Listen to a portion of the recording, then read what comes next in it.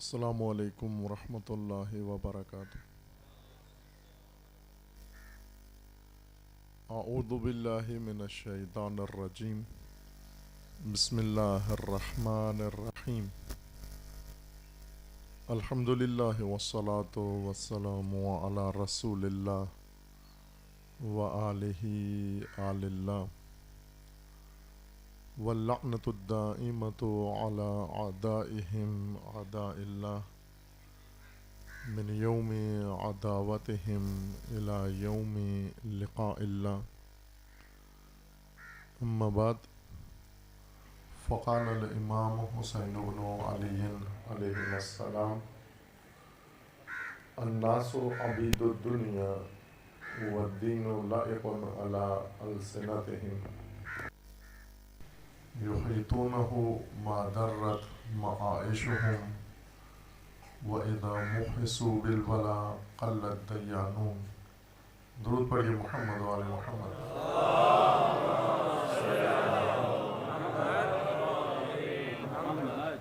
خداوند تبارک و تعالی تمام مومنین کو اپنے حفظ و امان میں محفوظ فرمائے۔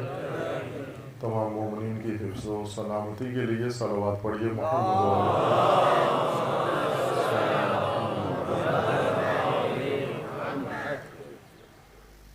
سید الشہداء علیہ السلام کا قول نورانی و فرمان گرامی آپ کی خدمت میں سرنامہ کلام قرار دیا ہے، جس میں حضرت نے ایک بہت بڑے عظیم راز سے پردہ ہٹایا ہے۔ وہ راز جو سبب بنا واقعہ کربلا کا، شہادت سید الشہداء و آل رسول کا، اور وہ ظلم و ستم کا جس کے سوگ میں 1400 سال سے امت اسلامیہ سوگوار ہے۔ اتنا عظیم حادثہ اور ان لوگوں کے ہاتھوں سے جنہیں رسول اللہ صلی اللہ علیہ وآلہ وسلم نے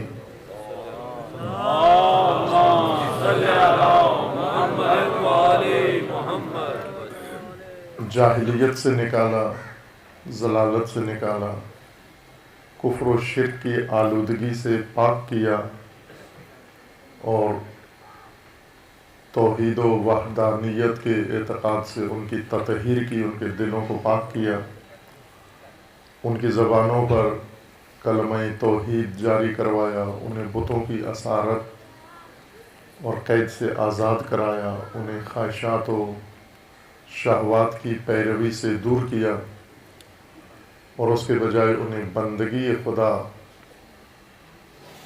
کے اوپر مائل کیا۔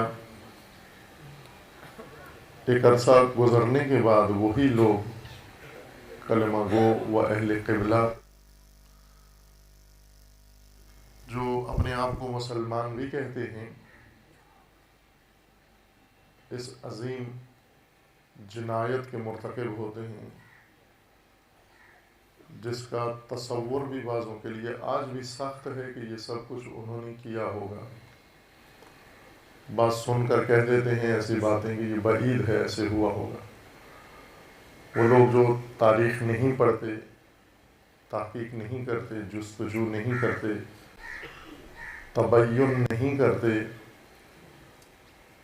اپنے ماحول کے نتیجے میں بنے ہوئے ذہن سے حدس و گمان سے کام لیتے ہیں اور اپنے ذہن کو معیار قرار دیتے ہیں، بعض اوقات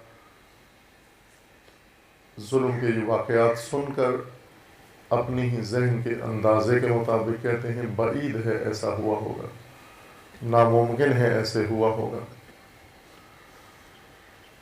جب آل رسول کے اوپر ڈھائے جانے والے ظلم کی تفصیل بیان ہوتی ہے، سنتے ہیں کہیں سے،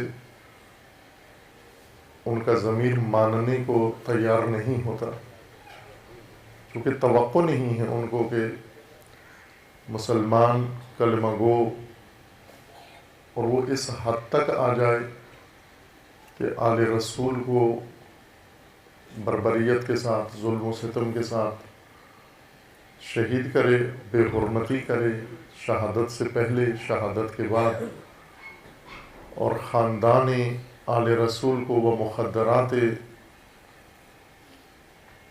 عصمت و طہارت کو اسیر بنا کر بازاروں میں و درباروں میں پیش کریں۔ سید الشہداء علیہ السلام نے وہ راز ذکر فرمایا ہے جو انسان کے اس استبعاد کو ختم کر دیتا ہے۔ استبعاد کسی شے کو بعید سمجھنا، دور از قیاس و دور از عقل و دور از فہم سمجھنا و دور از حقیقت سمجھنا، اس کو اصطلاح میں کہتے ہیں استبعاد، بعید قرار دینا۔ کوئی بات سن کر یہ نہیں ہو سکتا، بعید ہے بہت۔ اگر بتایا جائے گی آپ کے کسی ساتھی نے یہ بات کی ہے، کہتے ہیں بعید ہے، ممکن نہیں ہے اس نے ایسی بات کی ہے۔ یا اگر بتایا جائے یہ بات ہو گئی ہے، یہ واقعہ ہو گیا ہے، کہتے ہیں بعید ہے ایسے ہوا ہو، ناممکن ہے ایسے ہوا ہو۔ اور یہ بعضوں کا مزاج بن گیا ہے، یہ ہو ہی نہیں سکتا۔ اس کو اصطلاح میں استبعاد کہتے ہیں کہ کچھ لوگوں کی یہ ذہنی کیفیت بن جاتی ہے کہ ان کے پاس کوئی اور دلیل مدرک نہیں ہوتا سوائے اسی ذہنیت کے، نفسیاتی حالت کے، جس کا نام استبعاد ہے۔ یہ ہو ہی نہیں سکتا، یہ ہوا ہی نہیں ہوگا۔ اور استبعاد بہت ساری اور دلیلوں کی طرح نامعقول دلیل ہے۔ استبعاد کے ذریعے اپنے آپ کو قانع کر لینا، اپنے آپ کو مطمئن کر لینا کہ یہ نہیں ہوا ہوگا، یہ نہیں ہو سکتا، یہ ناممکن ہے، ایسے کیسے ہو سکتا ہے، یہ آدمی کیسے یہ بات کر سکتا ہے، یہ بہت ہی نامطمئن و سست دلیل ہے۔ کسی منطق میں، کسی تفکر میں، کسی مذہب میں، کسی فلسفے میں، کسی سائنس میں، کسی تجربے میں استبعاد کو مدرک و منبع نہیں سمجھا جاتا۔ صرف اس وجہ سے آپ کسی شے کو ٹال دیں کہ یہ ممکن نہیں ہے۔ عدالت میں کیس جاتا ہے، اگر قاضی کو، جج کو بتایا جائے کہ اس طرح وقوع ہوا ہے، اس شخص نے اس شخص کو مار دیا ہے، اور جج وہیں کہے کہ بعید ہے اس نے مارا ہو، ایسے ہو ہی نہیں سکتا، اور وہیں اسی ذہنیت پر فیصلہ کر دے، یہ نامتوازن جج ہے، اس کی عقل نامتعادل ہے، یہ صلاحیت نہیں رکھتا قاضی بننے کی اور قضاوت کی۔ اور اسی طرح اگر کوئی شخص اس استبعاد کے ذہن سے تجارت کرے، اگر اسے کوئی چیز خریدنی ہو، بیچنی ہو، اور اسے ریٹ بتایا جائے، نرخ بتایا جائے یا مقدار بتائی جائے، اور وہ کہے بعید ہے، یہ نہیں ہو سکتا، یہ ناممکن ہے، اور اس بنیاد پر تجارت کرے، یہ تاجر معلوم ہے پہلے دن سے ہی دیوالیہ ہے۔ یہ تاجر جو استبعاد کی وہ بنیاد قرار دے کر تجارت کرتا ہے۔ روزمرہ کے معاملات میں تو انسان کرتا ہے یہ بات کہ بعید ہے، نہیں ہو سکتا، کیسے ہو سکتا ہے۔ دین کی اگر یہ بنیاد بن جائے، اعتقاد کی یہ بنیاد بن جائے، اسلام کی اور مذہب کی یہ بنیاد بن جائے، استبعاد، یہ کیسے ہو سکتا ہے، یہ ناممکن ہے، انسان حق سے دور ہو جاتا ہے۔ حق انسان کے ہاتھ سے نکل جاتا ہے۔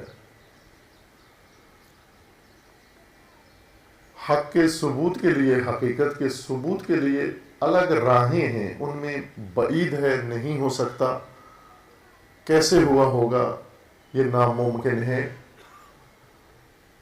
آپ اگر مسلمانوں ہی کی تاریخ کو ملاحظہ کریں، وہ چیزیں جو تاریخ گواہی دے رہی ہے کہ یہ ہوا ہے، لیکن آج ایک بڑی تعداد مسلمانوں کی ان چیزوں کو قبول نہیں کرتے، یا اپنا راستہ الگ کر لیا ہے، یہ کہہ کر کہ بعید ہے ایسے ہوا ہو، ناممکن ہے ایسے ہوا ہو۔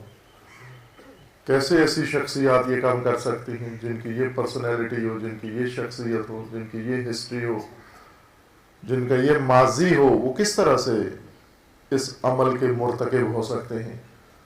اور یہ بات کر کے اپنے آپ کو قانع کر لیتے ہیں، تسلی دے لیتے ہیں، جستجو نہیں کرتے اور اسی پر بنیاد رکھ کر کج راہ پر، گمراہی کی راہ پر چل پڑتے ہیں۔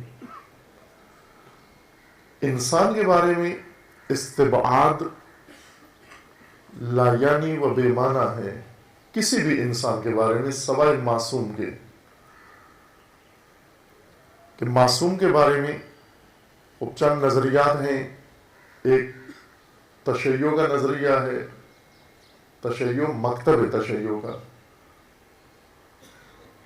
ورنہ شیعہ کے نام پر بہت سارے نظریے ہیں، ہر شیعہ کے ذہن میں ایک خاص تصور پایا جاتا ہے۔ وہ تشیع کی ترجمانی نہیں ہے، وہ اس کی اپنی ذہنیت ہے۔ ہر شخص نے جو اپنے ذہن میں ایک مذہب کی تصویر بنا لی ہے، وہ تشیع کا ترجمان نہیں کہلاتا، خود اپنا ترجمان ہے کہ میں نے ذہن میں یہ تصورات قائم کر لی ہیں۔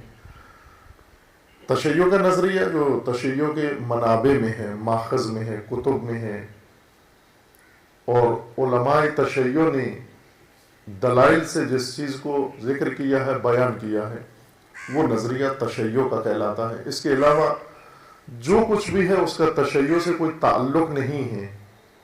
وہ چیز جو قرآن میں نہ ہو، وہ چیز جس کا ذکر سنت میں نہ ہو، اور وہ چیز جس کا ذکر سیرت ائمہ میں نہ ہو، اور وہ چیز جس کو مستند علماء نے، فقہاء نے تصدیق و تائید نہ کی ہو، اس کا تشیع سے کوئی تعلق نہیں ہے، اگرچہ ساری دنیا اس کو کہے یا معتقد ہو جائے، وہ تشیع نہیں ہے۔ یہ بات آپ ایک ضابطے کے طور پر ہمیشہ ذہن میں رکھیں۔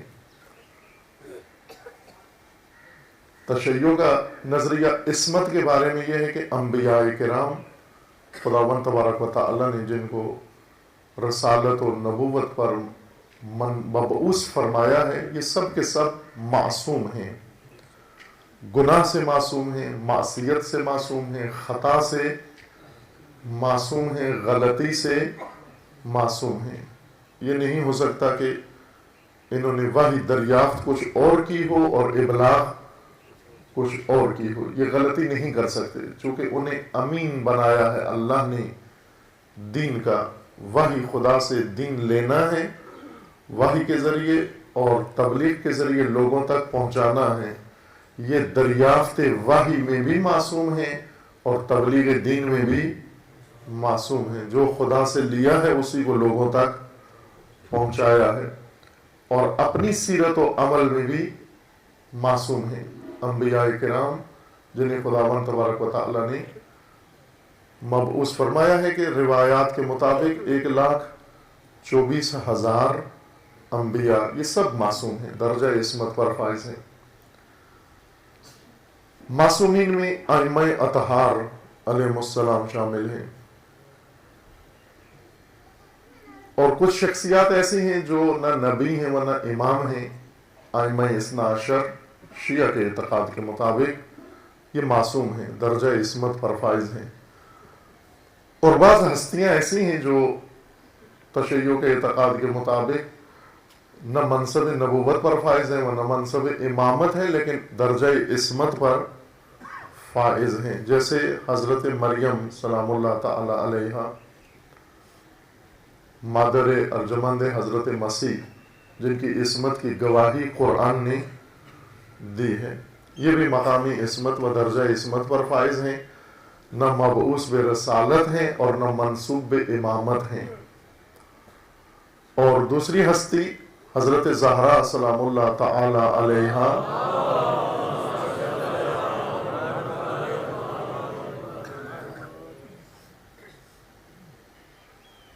یہ مخدرہ بھی مقامی عصمت پر فائز ہیں۔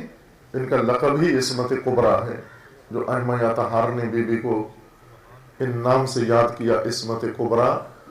نہ مبعوث بر رسالت ہیں و نہ منصوب بر امامت ہیں، لیکن معصومہ ہیں، صاحب عصمت کبریٰ ہیں۔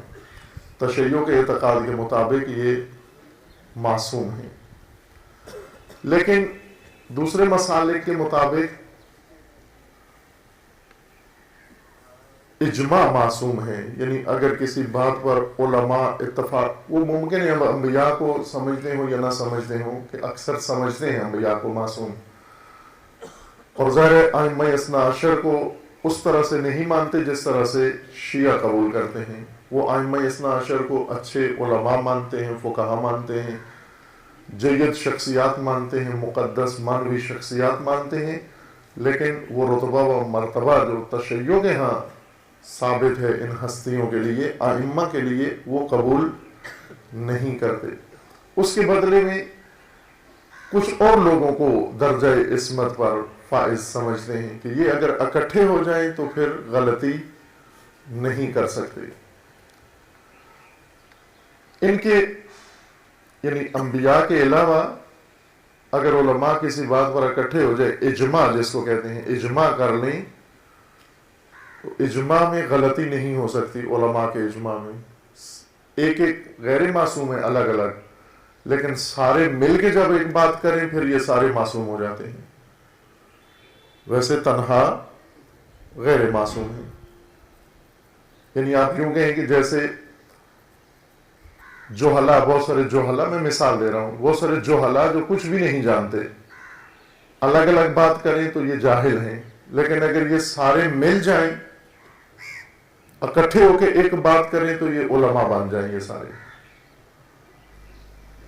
اس قسم کی مشابہ بات نظریہ موجود ہے کہ علماء فقہا اگر وہ سارے ایک بات پر اکٹھے ہو جائیں، اتفاق کر لیں، اس کا مدرک بھی ایک حدیث کو سمجھتے ہیں کہ رسول اللہ نے فرمایا ہے کہ لا تجتمع علماء امتی علی خطأ، میری امت کے علماء خطا پر اکٹھے نہیں ہو سکتے۔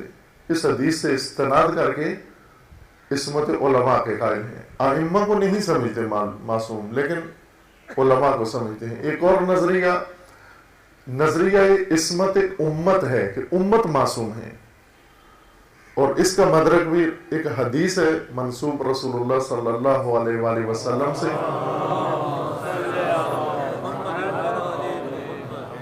اس حدیث میں ہے کہ لا تجتمع امتی علی خطأ، میری امت کبھی بھی خطا پر اکٹھی نہیں ہوگی، غلطی پر اکٹھے نہیں ہوگی، اگر ہو گئے تو وہ غلطی نہیں ہوگی۔ ان احادیث کو مدرک قرار دیا گیا ہے عصمت امت پر۔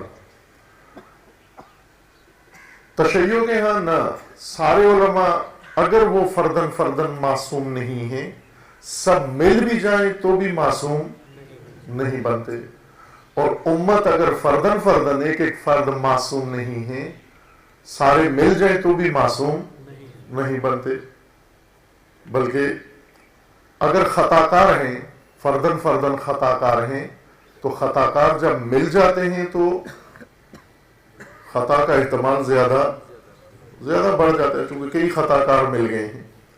فردن فردن چھوٹی غلطی کریں گے، مل کے بڑی غلطی کریں گے۔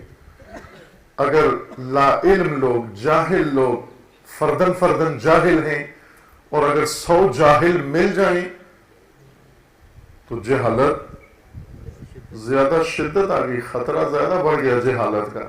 یہاں زیادہ جہالت ہے، نہ کہ سارے جوہلا مل جائیں تو عالم بن جاتے ہیں۔ یہ اقوال موجود ہیں، نظریہ عصمت امت کا، نظریہ عصمت علماء کا، نظریہ عصمت فقہا کا، اس قسم کے اقوال ہیں، لیکن تشیع کے مکتب کے مطابق، تفکر کے مطابق، انبیاء کرام 1,24,000 انبیاء یہ سب درجہ عصمت پر فائز ہیں، چونکہ اللہ نے ان کو تبلیغ دین کے لیے انتخاب کیا ہے، اور تبلیغ دین کا تقاضا یہ ہے کہ یہ معصوم ہوں۔ اور دوسرا ائمہ اثنا عشر، اور یہ دو ہستیاں جن کا ذکر کیا آپ کی خدمت میں، یہ دو بزرگوار بیویاں، قرآن دونوں کے بارے میں قرآن کی گواہی ہے عصمت کے بارے میں۔ ان کے علاوہ باقی سب کر سکتے ہیں، توقع رکھیں، آپ توجہ رکھیں، کسی بھی مقام پہ کوئی انسان اگر فائز ہو ظاہراً جگہ کم ہو گئی ہے اور تھوڑی تھوڑی جگہ ہے آپ کے آگے، تھوڑی خالی جگہ ہے، اپنی نشست کے آگے تھوڑا سا سین ہے آپ کے، اس کو ختم کر دیں تاکہ مومنین کے لیے جگہ بن جائے۔ یہ بھی اخلاق میں سے ایک اعلیٰ خلق یہ بتایا گیا ہے کہ آپ اہل فصاحت بنیں، یعنی محفل و مجلس میں دوسروں کی جگہ بنائیں۔ محمد و آل محمد صلوات۔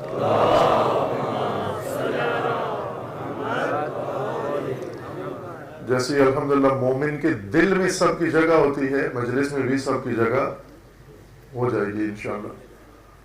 سکڑتے جائیں جو جو مومنین آتے جاتے ہیں۔ درود پڑھیے محمد و آل محمد۔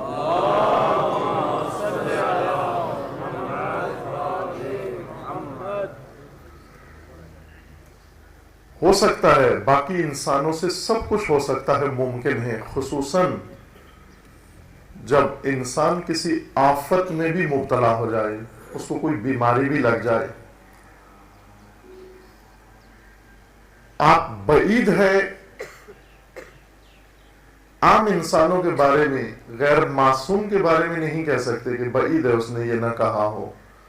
ثبوت چاہیے، کہنے کے لیے بھی، نہ کہنے کے لیے بھی، انکار کے لیے بھی ثبوت چاہیے، اقرار کے لیے بھی ثبوت چاہیے۔ ابن سینا یہ فیلسوف شہیر، ان کا یہ قول معروف ہے کہ وہ شخص جو ثبوت کے بغیر مان لیتا ہے اور ثبوت کے بغیر انکار کرتا ہے، یہ فطرت انسانی سے بہکا ہوا آدمی ہے، یہ فطرت سے ہٹا ہوا ہے۔ ثبوت کے بغیر مان لیتا ہے اور ثبوت کے بغیر انکار کر دیتا ہے، رد کر دیتا ہے۔ نہ ثبوت کے بغیر کسی چیز کو مانو، نہ ثبوت کے بغیر کسی چیز کا انکار کرو۔ ماننے کے لیے ثبوت مانگو، انکار کے لیے بھی ثبوت مانگو۔ لہذا اپنی ساری چیزوں کا جائزہ لیں، آپ اپنے اعتقادات کا جائزہ لیں، اپنے نظریوں کا جائزہ لیں۔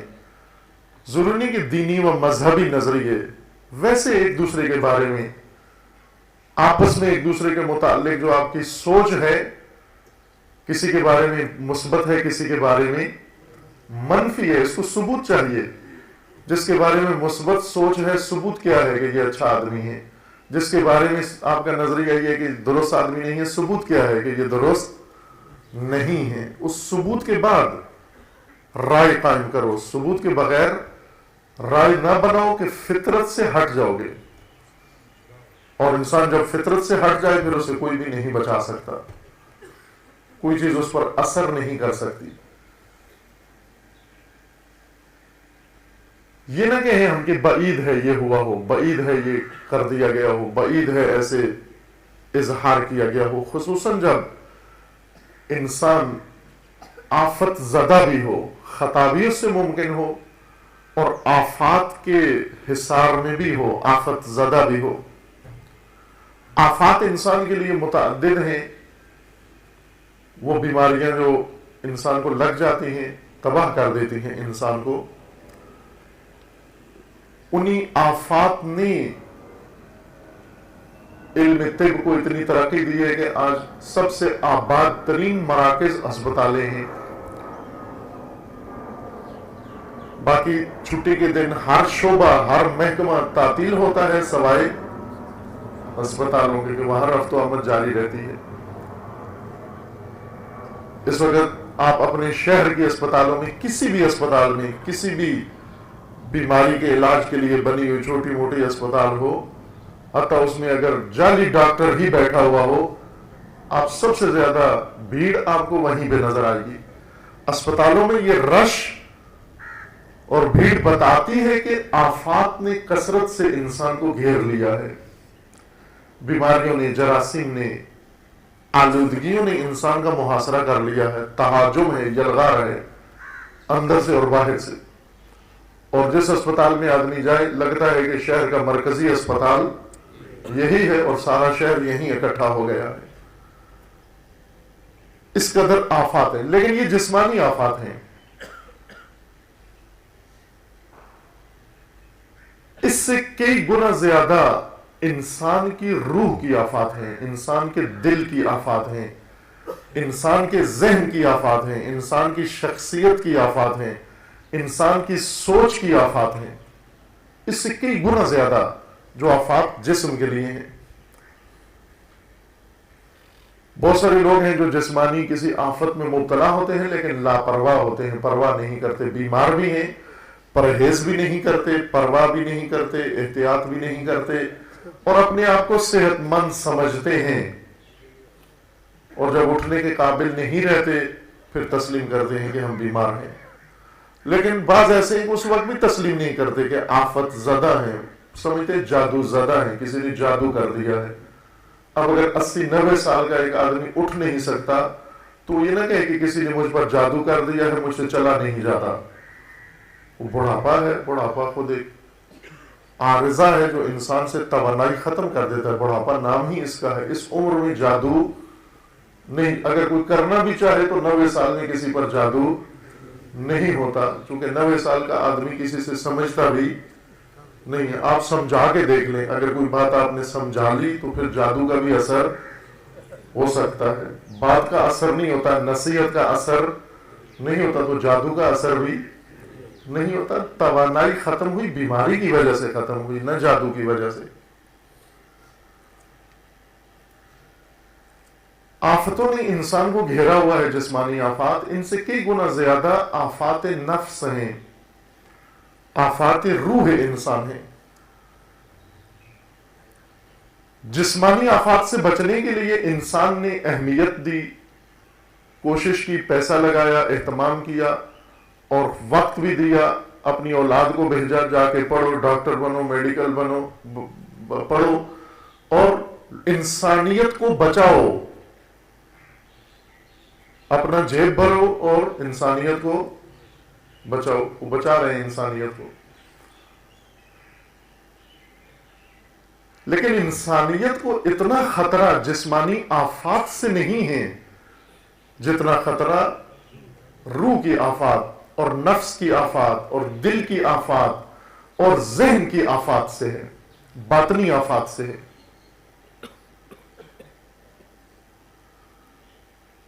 ان کی نسبت لاپرواہ ہیں ہم۔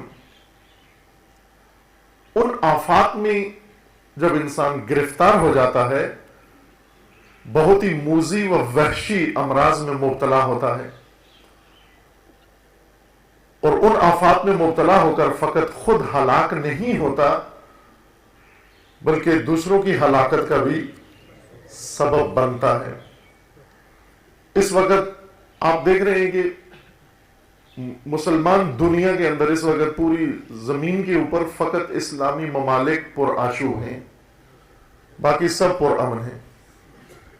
اسلامی دنیا ساری پرآشوب ہے۔ کچھ علاقے بچے ہوئے ہیں جنہیں شاید اگلے فیز کے لیے رکھا ہوا ہے، لیکن کچھ اس کی زد میں آ گئے اور آہستہ آہستہ بڑھ رہا ہے دائرہ۔ اگر افریقہ میں کہیں مسلمان ہیں تو وہ بھی آشفتہ و پرآشوب، اگر دور دراز کسی علاقے میں ہیں مسلمان تو وہاں پر بھی آشفتگی ضرور موجود ہوگی، اور پاکستان سب سے زیادہ۔ یہ آشوب کس سے پیدا ہوا؟ بیمار لوگوں کے ذریعے، آفت زدہ، کہ خصوصاً جب انسان مذہبی بھی ہو جائے، اعتقاد بھی آ جائے اس کے اندر، اور ساتھ آفت بھی آئے، عقیدہ اور آفت ایک ساتھ انسان کے اندر داخل ہوں، آفت زدہ انسان بھی ہے اور آفت زدہ اس کا عقیدہ ہے، یہ زیادہ بیمار ہے، یہ بڑا بیمار ہے۔ اور ان بیماروں نے پوری اسلامی دنیا و بلکہ پوری دنیا کو اس وقت مشکل میں ڈال دیا ہے۔ کل کا جو واقعہ ہوا واگا کا دھماکہ، اور اس میں 60 کے قریب شہادتیں اور اس سے کئی گنا زیادہ زخمی، کہ اللہ تعالیٰ سب کو صحت دے، سلامتی دے، اور پورے ملک کے اندر ہائی الرٹ۔ محرم ہے، ایام محرم ہے، ایام عزا ہیں، دہشت گردی کا خطرہ ہے، کاروائیوں کا خطرہ ہے۔ کیوں خطرہ ہے؟ کیوں یہ ملک یہاں تک آ پہنچا؟ ماہ رمضان ہو خطرہ ہے، عید ہو خطرہ ہے، عذاب و خطرہ ہے، کوئی اہم مناسبت آ جائے خطرے کا درجہ بڑھ جاتا ہے، اس وجہ سے کہ یہاں بیمار زیادہ ہیں، ذہنی بیمار، دل کے بیمار، روح کے بیمار، نفس کے بیمار زیادہ ہیں، اور ان بیماروں میں جب مذہب آ جاتا ہے وہ مذہب بھی بیمار ہو جاتا ہے اور ان کی بیماری میں اضافہ ہو جاتا ہے۔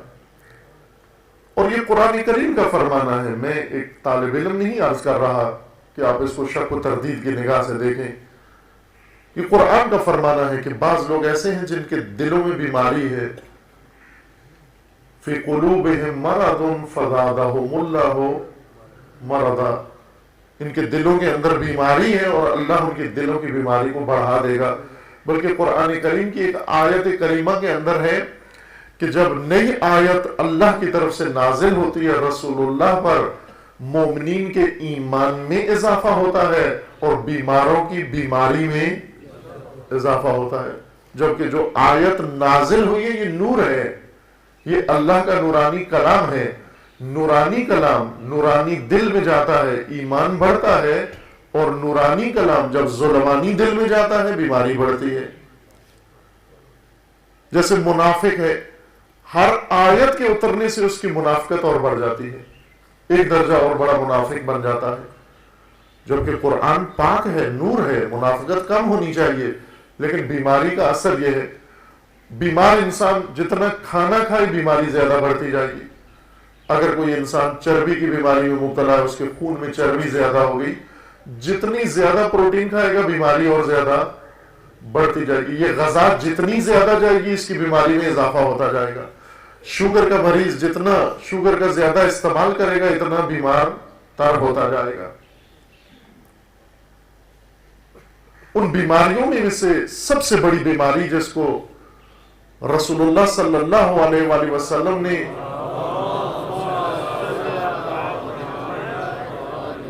تمام بیماریوں کی جڑ قرار دیا ہے، اور وہ بیماری وبا ہے۔ بہت خوش قسمت انسان ہے جو اس بیماری سے محفوظ ہے، وہ معصوم ہے، بچا ہوا ہے، وہ مسون ہے اس بیماری سے، وہ ہے حب الدنیا۔ رسول اللہ کا فرمان ہے حب الدنیا رأس کل خطیہ، دنیا کی محبت ہر خطا و ہر جرم کی جڑ ہے۔ سب جرم حب دنیا سے شروع ہوتے ہیں۔ حب الدنیا رأس کل خطیہ۔ سید الشہداء علیہ السلام نے خود حالات جو پیش آئے ان حالات کے عوامل اسباب سے پردہ ہٹایا، اس راز سے یہ سب کچھ کیوں ہو رہا ہے۔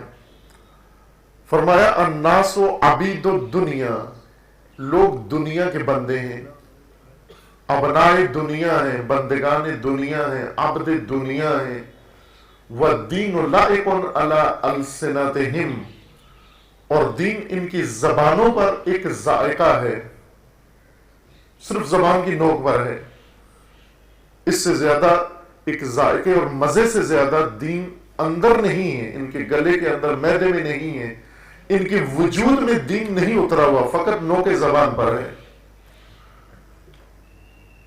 وجود کے اندر دنیا ہے، ابنائے دنیا ہے، فرزندان دنیا ہے۔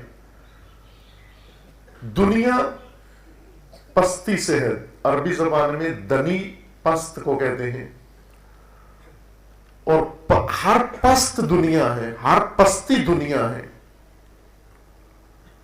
امر دنیا مخلوط کر دیا ہم نے، ہم جو بسا بعض اوقات بات کو کھولے بغیر تبادلہ کرتے ہیں، منتقل کرتے ہیں، اس میں ابہام اجمال پیدا ہوتا ہے، کنفیوژن پیدا ہوتی ہے، کبھی زندگی کو بھی دنیا کہہ دیتے ہیں۔ نہ، دنیا صرف پستی کا نام ہے، ہر چیز جو پست ہے وہ دنیا ہے، ہر وہ چیز جو گھٹیا ہے وہ دنیا ہے، پستی کا نام دنیا ہے۔ دناعت و پستی، علوف کے مقابلے میں، بلندی کے مقابلے میں، شرف و عظمت کے مقابلے میں دنیا ہے پست، زندگی اگر پست ہے تو دنیا ہے، اگر زندگی پست نہیں ہے یہ تو دنیا نہیں بلکہ یہ دین ہے۔ کاروبار اگر پست ہے، گھٹیا ہے، یہ دنیا ہے۔ کاروبار اگر پست گھٹیا نہیں ہے یہ دنیا نہیں، یہ تو دین ہے۔ کسب معاش دین ہے نہ دنیا۔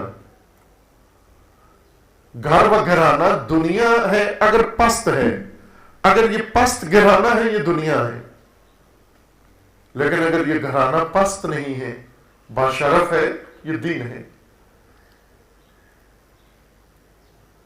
تعلیم اگر پست ہے یہ دنیا ہے، لیکن تعلیم اگر پست نہیں ہے اور پستی کی طرف لے کے نہیں جا رہی، یہ دین ہے، یہ دنیا نہیں ہے۔ دین کا رخ بلندی کی طرف ہے، دین کی دعوت تعالو ہے، ہمیشہ دین کی دعوت انبیاء کرام کی زبان مبارک سے انسان کو پہنچی، تعالو، اوپر آؤ، بلندی کی طرف آؤ، پستی سے نکلو۔ پستی سے نکالنا اس دعوت کی روح ہے۔ آپ دین کو اس کی نبض سے پہچان سکتے ہیں۔ آپ عادت نہ بنا لیں کہ جو بات بھی ممبر سے کی جائے وہ دین ہے، یا جو بھی کوئی مذہبی آدمی بات کرے وہ دین ہے، یا جو بھی دین کے بینر کے نیچے عمل ہو وہ دین ہے۔ دین شناس بنیں، دین کے مزاج کو سمجھیں، دین کی نبض کو سمجھیں۔ ایک خوبصورت معیار دین سمجھنے کا یہ ہے، ہر وہ بات اور ہر وہ عمل اور ہر وہ کام جس کے اندر پستی ہے وہ دین نہیں ہے۔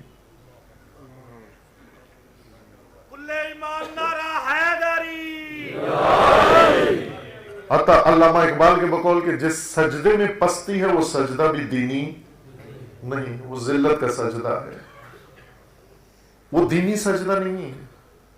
جس عبادت کے اندر پستی ہو جائے وہ عبادت بھی دین کی عبادت نہیں ہے۔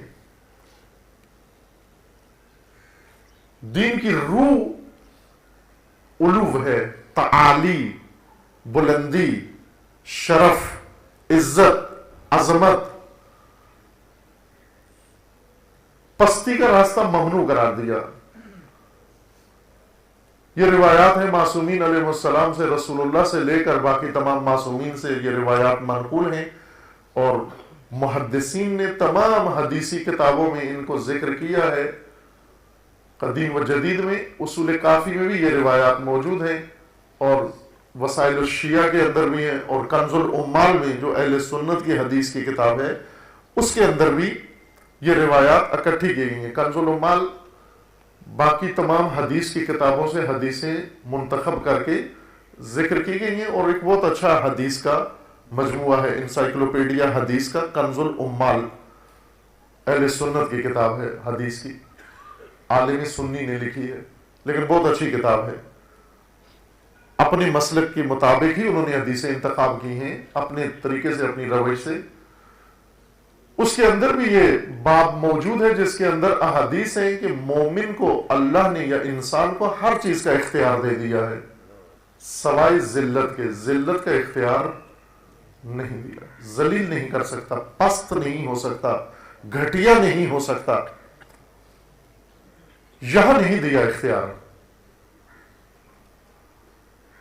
دین کے اندر مومنین کے لیے راستے، مسلمانوں کی زندگی کے راستے رکھے گئے ہیں۔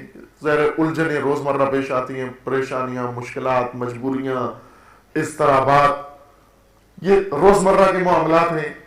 آئے دن انسان ایسے حوادث اور ایسے مشکلات میں پڑتا ہے، کیا کرے؟ وہاں پر مضطر ہو جائے کیا کرے، مجبور ہو جائے کیا کرے، مکرہ ہو جائے کیا کرے، کسی جگہ اور کوئی چارہ نہ رہے سوائے ایک حرام کام مرتکب ہونے کے، کیا کرے؟ تو دین وہاں حرمت اٹھا دیتا ہے، کہتے ہیں ٹھیک ہے یہاں مجبوری کے عالم میں کر لو یہ کام۔ مثلا انسان کسی ایسی جگہ پہنچ گیا جہاں کھانے کے لیے کچھ بھی نہیں اور ہلاکت کا خطرہ ہے، سوائے مردار کھانے کے، حرام کھانے کے، اور کچھ بھی نہیں ہے۔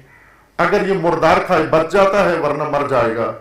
خود دین نے مردار کی حرمت اٹھا لی تھوڑی دیر کے لیے کہ جب تک تو مجبور ہے اور کوئی چیز تجھے حلال میسر نہیں آتی یہ حرام کھا سکتا ہے، حرمت اٹھا لی، اجازت دے دی، کھا سکتے ہو اتنی حد تک کہ بچ جاؤ۔ لیکن ذلت ایسی ہی صورت میں جب ذلت میں چلا جائے انسان، سارے راستے بند ہو جائیں اور بچنے کا صرف ایک ہی راستہ ہے، پستی اور ذلت، یہاں پر دین ذلت کی حرمت کو نہیں اٹھاتا. یہ نہیں کہتا کہ مجبوری کے عالم میں ذلت قبول کر لو، بلکہ دین کا حکم یہ ہے کہ یہاں پر موت قبول کر لو.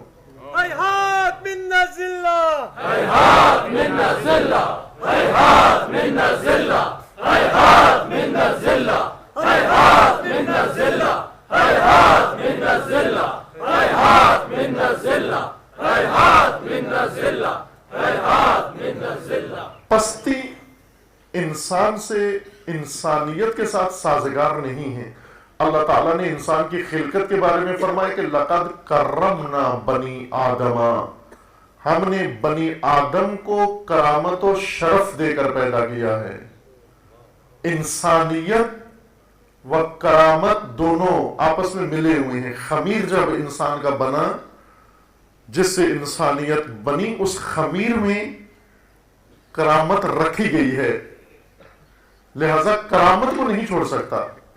اردو کرامت انوکھے کام کرنا ہے. اردو میں کہتے ہیں کرامت دکھائی، بیمار کو شفا دے دینا، دیوار کو دوڑا دینا، درخت کو حکم دینا. یہ جو عموماً قصوں میں ہے،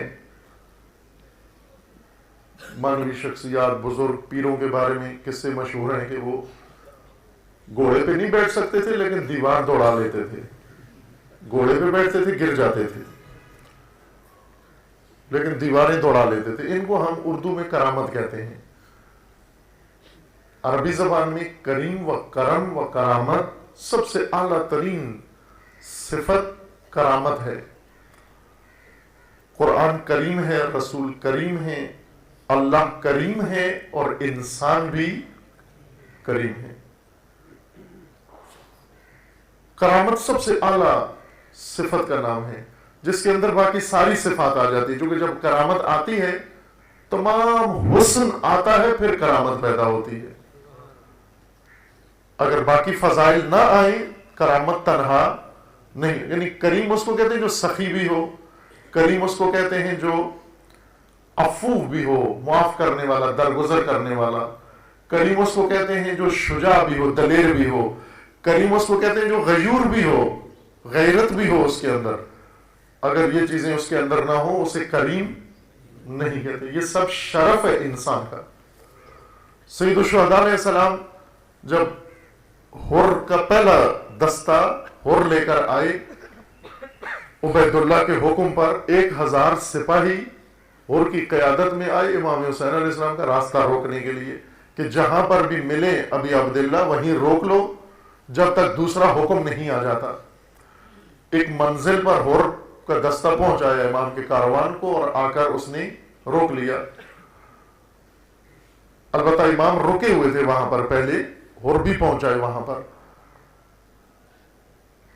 بعد میں کچھ دیر گزرنے کے بعد امام علیہ السلام نے چلنے کا ارادہ کیا، اپنے کاروان کو حکم دیا کہ تیاری کریں، ہم نے حرکت کرنی ہے. حر آگے آیا اور آ کر کہا کہ آپ کو حق نہیں ہے، اجازت نہیں جانے کی، آپ یہیں رکیں گے، کہیں نہ واپس جا سکتے ہیں، نہ آگے جا سکتے ہیں، نہ دائیں نہ بائیں، آپ کو یہیں رکنا ہے. میں اسی لیے آیا ہوں آپ کو یہیں پر روکوں کہ جب تک امیر کوفہ دوسرا فرمان نہیں دیتا کہ اگلا قدم کیا اٹھانا ہے، اس وقت تک آپ کو یہیں رکنا ہے. امام نے فرمایا کہ اگر میں نہ روکا تو کیا ہوگا؟ تو حر نے کہا کہ میں چاہتا ہوں کہ نہ آپ رک جائیں، چونکہ اگر آپ نہیں رکے تو میں جنگ پر مجبور ہو جاؤں گا، پھر میں جنگ کروں گا آپ کے ساتھ، اور جنگ کا نتیجہ آپ کو معلوم ہے، یعنی آپ شہید ہو جائیں گے، قتل ہو جائیں گے. اس وقت سید الشہداء نے حکم دیا اپنے کاروان کو کہ آپ سوار ہو جائیں، ہم چلتے ہیں، دیکھتے ہیں کون روکتا ہے ہمیں. اور اس وقت امام علیہ السلام نے بہت خوبصورت جملے بیان فرمائے اور حر سے یہ کہا کہ میرے ساتھ لڑو گے، زیادہ سے زیادہ کیا کر سکتے ہو؟ بہت انتہائی قدم اٹھا کر تم میری جان لے سکتے ہو، لیکن میرا شرف اور میری کرامت مجھ سے نہیں لے سکتے. تیرے کہنے پہ رک رک جانا میری کرامت کے خلاف ہے، میرے شرف کے خلاف ہے، اور تیرے مقابلے میں آ جانا میری کرامت و شرف کو بڑھاتا ہے، لہذا حکم دیا کہ کاروان تیار کرے، میں دیکھتا ہوں کون مجھے روکتا ہے۔ یہ اسی وقت سید الشہداء نے فرمایا، جب حر نے یہ جملہ کہا کہ آپ نہیں جا سکتے، حضرت نے فرمایا ثقلت کا امک، تیری ماں تجھ پہ روئے، تو مجھے روکنے آیا ہے۔ سید الشہداء کے لیے مرنا شرف ہے، انی لا اری الموت الا سعادتا، میں موت کو اپنے لیے سعادت سمجھتا ہوں۔ عزیزان، بس اوقات جینا پستی ہوتا ہے، مرنا عزت ہے۔ پستی ممنوع ہے، اسلام میں ممنوع۔ اسلام دین شرف ہے، اسلام دین کرامت ہے، اسلام دین عزت ہے۔ اس گوہر کو کسی قیمت پر قربان نہیں کر سکتے آپ، نہ مال پر، نہ دنیا پر، نہ جان پر۔ اس کو محفوظ رکھنا ہے، جان چلی جائے بے شک، لیکن اس جوہر کو کوئی چیز چھین لیتی ہے، اور وہ دنیا ہے، پست دنیا انسان کو پستی کی طرف کھینچتی ہے۔ سب سے پہلا احساس شرف و احساس کرامت و احساس عزت چھین لیتی ہے۔ یہ احساس انسان میں مٹتا ہے، پھر انسان پستی کی طرف روانہ ہو جاتا ہے۔ سید الشہداء نے فرمایا کہ یہ زمانہ جس میں میں ہوں، یہ کہاں جا پہنچا ہے؟ یہ نہیں فرمایا کہ یہ لشکر عمر سعد عبید الدنیا ہے، یہ نہیں فرمایا فقط کہ بنو امیہ عبید الدنیا ہے، یہ نہیں فرمایا کہ یہ اہل کوفہ عبید الدنیا ہے، بلکہ فرمایا الناس عبید الدنیا، لوگ دنیا کے بندے ہیں، عبد دنیا ہیں، اور دنیا نے ان کو پست کر دیا ہے۔ سید الشہداء فرماتے ہیں کہ یہ جو کچھ آپ دیکھ رہے ہو اور آنے والے جو کچھ سنیں گے، اس میں غور بھی کریں کہ یہ ہوا کیوں۔ یہ زمانے کی پستی اور لوگوں کی پستی کا نتیجہ ہے، گراوٹ کا نتیجہ ہے۔ پست ہو گئے، ساری دنیا پست ہوئی، پھر یزید نے سید الشہداء کو شہید کروایا اور کیا۔ ایک عمر سعد، ایک شمر اس وقت خنجر چلا سکتا ہے امت اسلامی کے امام پر جب پوری امت پستی میں چلی جائے، ورنہ اگر امت میں ایک طبقہ، کچھ طبقہ موجود ہو، پستی میں نہ جائے، ایک شمر آ کر امام مسلمین پہ خنجر نہیں چلا سکتا۔ یہ امت کی پستی کی علامت ہے۔ سید الشہداء علیہ السلام مدینہ سے چلے، سب کو آگاہ کر کے گئے، بہت مختصر۔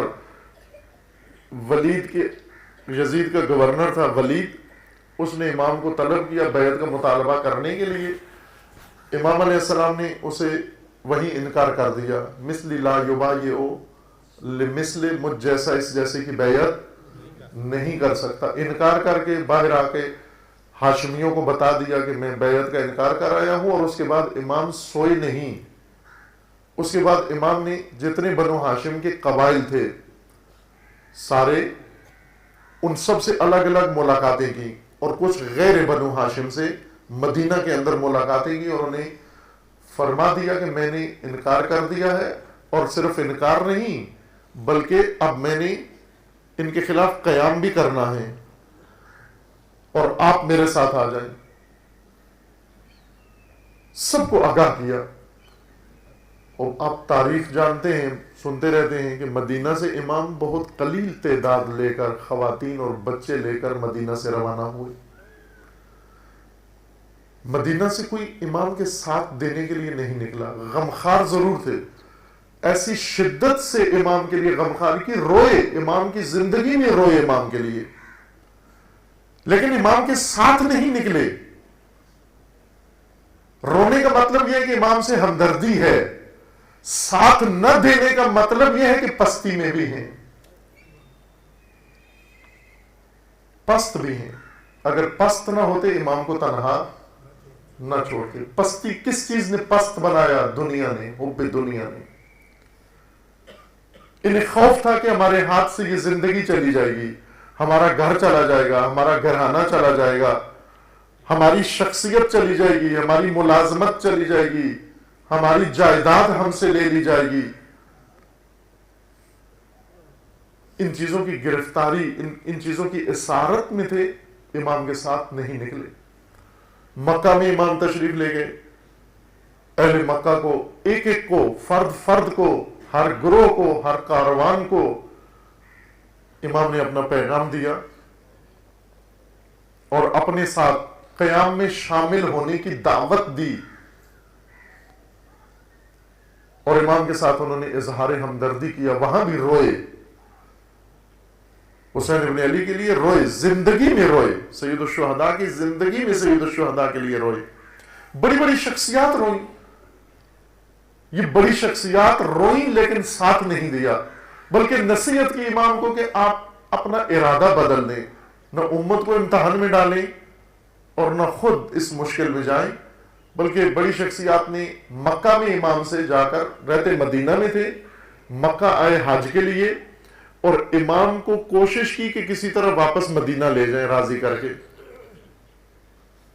اصرار کیا انہوں نے کہ آپ ہمارے ساتھ مدینہ واپس آ جائیں. اتفاق سے انہوں نے بھی بیعت نہیں کی تھی یزید کی، جو امام کو واپس مدینہ لے جانا چاہ رہے تھے. بیعت بھی نہیں کی، امام کا ساتھ بھی نہیں دیا. کیوں نہیں دیا؟ دنیا کی وجہ سے. دنیا نے گرا دیا، پست کر دیا. بلند ہمت، بڑا ارادہ، قوی ارادہ، بلند ہمت شخص کریم بڑا ارادہ کر سکتا ہے.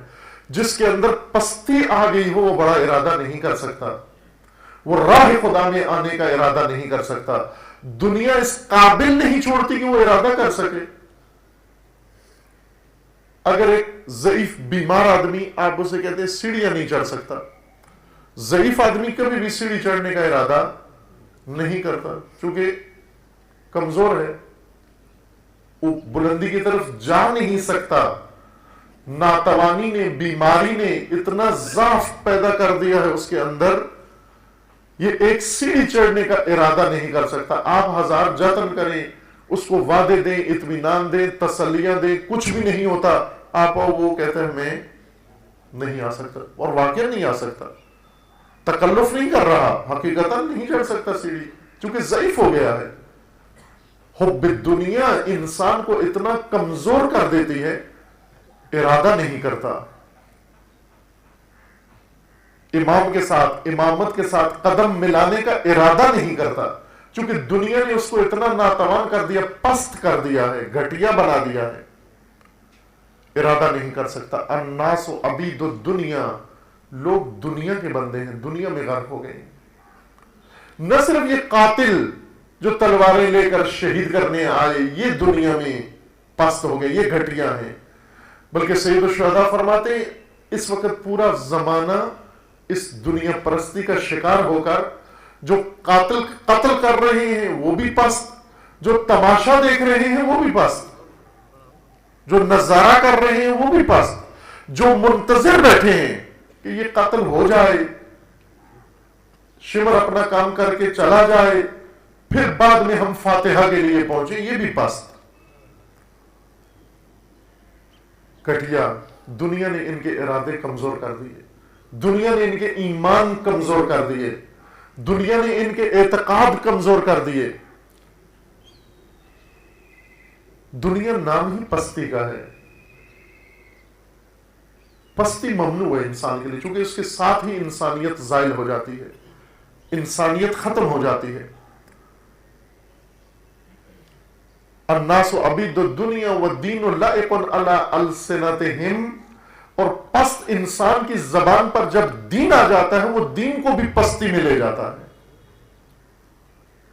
جب انسان پست ہو جائے دین کو بھی پستی میں لے جاتا ہے.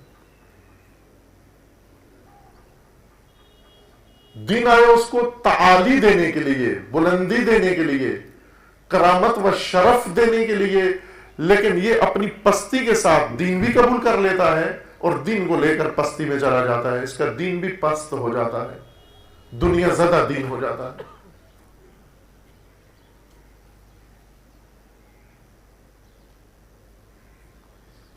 آج دنیا کے اندر جتنے مسائل، جتنی مشکلات خصوصاً مسلمان دنیا کے اندر ہیں، اس راز سے سید الشہداء نے پردہ اٹھایا کہ جب تک دنیا زدگی، حب دنیا، آفت دنیا موجود ہے، انسان پستی سے نہیں نکلے گا، اور جب تک مسلمان اس انسان پستی سے نہیں نکلے گا، اس کی یزیدوں سے جان نہیں چھوٹے گی، اس کے اوپر مسلط رہیں گے۔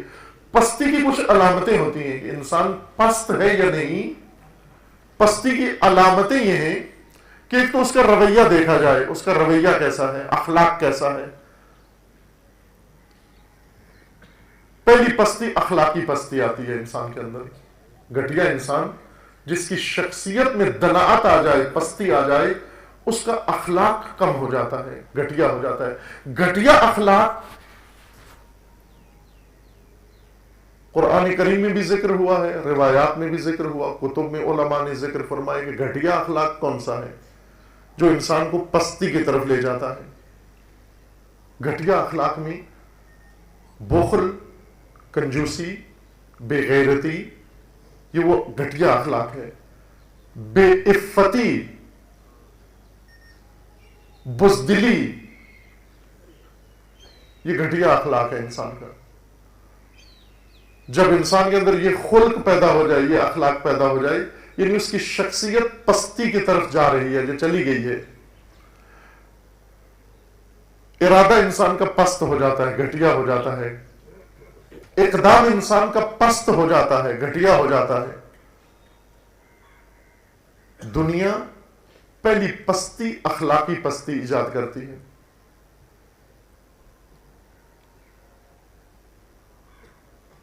ڈھینگے انسان بے شک مارے، شیخیاں بگارے، ہم ایسے ہیں، ہم ویسے ہیں، لیکن اگر اس کا اخلاق پست ہے، اس کے اندر یہ اخلاقی اصول گھٹیا ہیں، اس کو دین کوئی فائدہ نہیں دے گا۔ بزدل کو دین کوئی فائدہ نہیں دیتا، بلکہ بزدل دین کو نقصان پہنچاتا ہے۔ بے عفت، جس کے اندر عفت نہ ہو، بے حیا، ایک گھٹیا اخلاق بے حیائی ہے۔ پست اخلاق، بے حیائی پستی کی وجہ سے آتی ہے۔ اگر انسان کی شخصیت میں پستی نہ ہو، کرامت ہو، انسان باوقار ہوتا ہے۔ جب شخصیت پستی کا شکار ہوتی ہے، پستی کی وجہ سے بے حیائی آتی ہے، بے حیائی کا نتیجہ شہوات ہیں، نمائش بدن ہے، نمائش اندام ہے، جو اس وقت ایک تہذیب بن چکا ہے۔ نمائش اندام، اعضاء کی نمائش، عورت اور مرد دونوں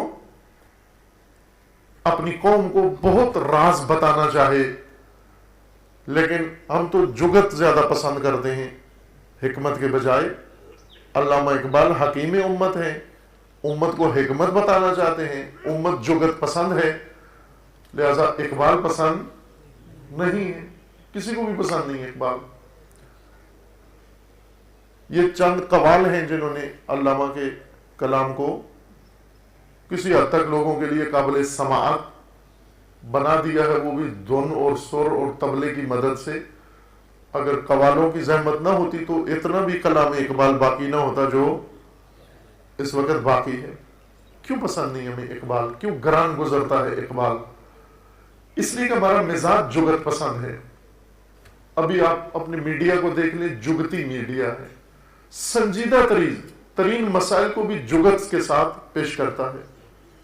جگت باز ہر چینل میں اینکر بیٹھا ہوا ہے، یا خود جگت باز ہے یا اس کے ساتھ ایک ٹیم پوری بیٹھی ہوتی ہے، اور جلدی جلدی دکان بند کرو، آفس بند کرو، مجلس ختم کرو مولانا، چونکہ ہم نے ٹی وی پروگرام دیکھنا ہے۔ کیوں کہ وہاں پر چند بیٹھے ہوئے جگت باز جنہوں نے جگتیں کرنی ہیں، اور ہم نے کامیڈین پروگرام دیکھنا۔ اب دیکھیں سیاسی پروگرام بھی جگت کے ساتھ پیش ہوتے ہیں، مذہبی پروگرام بھی جگت کے ساتھ پیش ہوتے ہیں۔ اور ایسی جگت پسندوں کو تو اقبال کی حکمت سمجھ میں نہیں آتی. علامہ اقبال نے سیاست کی خرابی کا راز علامہ اقبال نے بیان کیا. سیاست میں کب تباہی ہوتی ہے، سیاست کب برباد ہوگی، سیاسی میدان کب خراب ہوگا، جب دین سیاست سے جدا ہوگا. سیاست سے دین جدا ہوگا. دین جدا ہونے کا مطلب ایک تو دین کا نظام الگ ہو جائے گا، دین کے اعتقادات الگ ہوں گے، دین کا ایمان الگ ہوگا، اور سب سے اہم چیز جو سیاست کو تباہ کرے گی، جب دین کا اخلاق سیاست سے باہر نکل جائے گا. جب دینی اخلاق سیاست سے ختم ہو گیا، سیاست تباہ ہے. یہ چنگیزیت ہے. جدا ہو دین سیاست سے رہ جاتی ہے چنگیزی. اگر دین الگ کریں گے آپ، پیچھے چنگیزیت رہ جائے گی. اسی کے ساتھ پھر آپ کو سمجھوتا کرنا پڑے گا. آپ چنگیزیت ہے، سیاست چنگیزیت بن گئی. کیوں بنی؟ پستی، لوگوں کی پستی کی وجہ سے. پستی اس وجہ سے پیدا ہوئی کہ حب دنیا ان کے اندر رچ بس گئی. حب دنیا نے ان کو اخلاقیات ان کے نابود کر دیے، اور اخلاقی گراوٹ کی وجہ سے دین بھی رکھا انہوں نے، دین بھی زبانوں پہ رکھا. وَالدِّينُ لَائِقٌ عَلَىٰ أَلْسِنَتِهِمْ، زندگیوں میں دنیا ہے، زبانوں پر دین ہے. اور جب خود پست ہوئے تو یہ زبانی دین بھی ساتھ پستی میں لے گئے.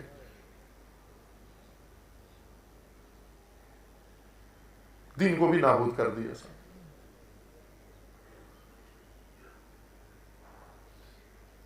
یہ راز تھا سید الشہداء نے اس زمانے میں بتایا، آنے والی نسلوں کو بتایا، آج کے لیے بھی یہی راز بتایا. الناس عبید الدنیا. پس سید الشہداء فرما یہ رہے ہیں کہ اصل کلید حالات کی ناس کے پاس ہے، لوگوں کے پاس ہے، عوام کے پاس ہے. اور وہ یہ کہ یہ پستی سے باہر آئیں. اگر یہ پستی سے باہر آئیں، ان کا دین بھی محفوظ، ان کی شخصیت بھی محفوظ، ان کا امام بھی محفوظ، آل رسول بھی محفوظ، ان کا ملک و مملکت بھی محفوظ. اگر یہ پستی سے باہر آئیں، اگر اسارت دنیا سے باہر آئیں، یہ عبد الدنیا اگر عبد دین و عبد خدا بن جائیں، ان کے اندر کرامت و شرف آ جائے، ان کے اندر احساس عزت نفس آ جائے، پھر یہ ساری مشکلات ان کی ختم ہو جائیں گی، حل ہو جائیں گی. ہم نے کربلا کو سمجھا جنت جانے، ذکر کربلا ہوا، مجلس ہوئی، یہ ذکر ہمیں جنت لے جائے گا. عزیزان، ذکر کربلا ائمہ اطہار نے حکم دیا، اہتمام کیا، کوشش کی ذکر کربلا کا یہ سلسلہ شروع کرنے کے لیے.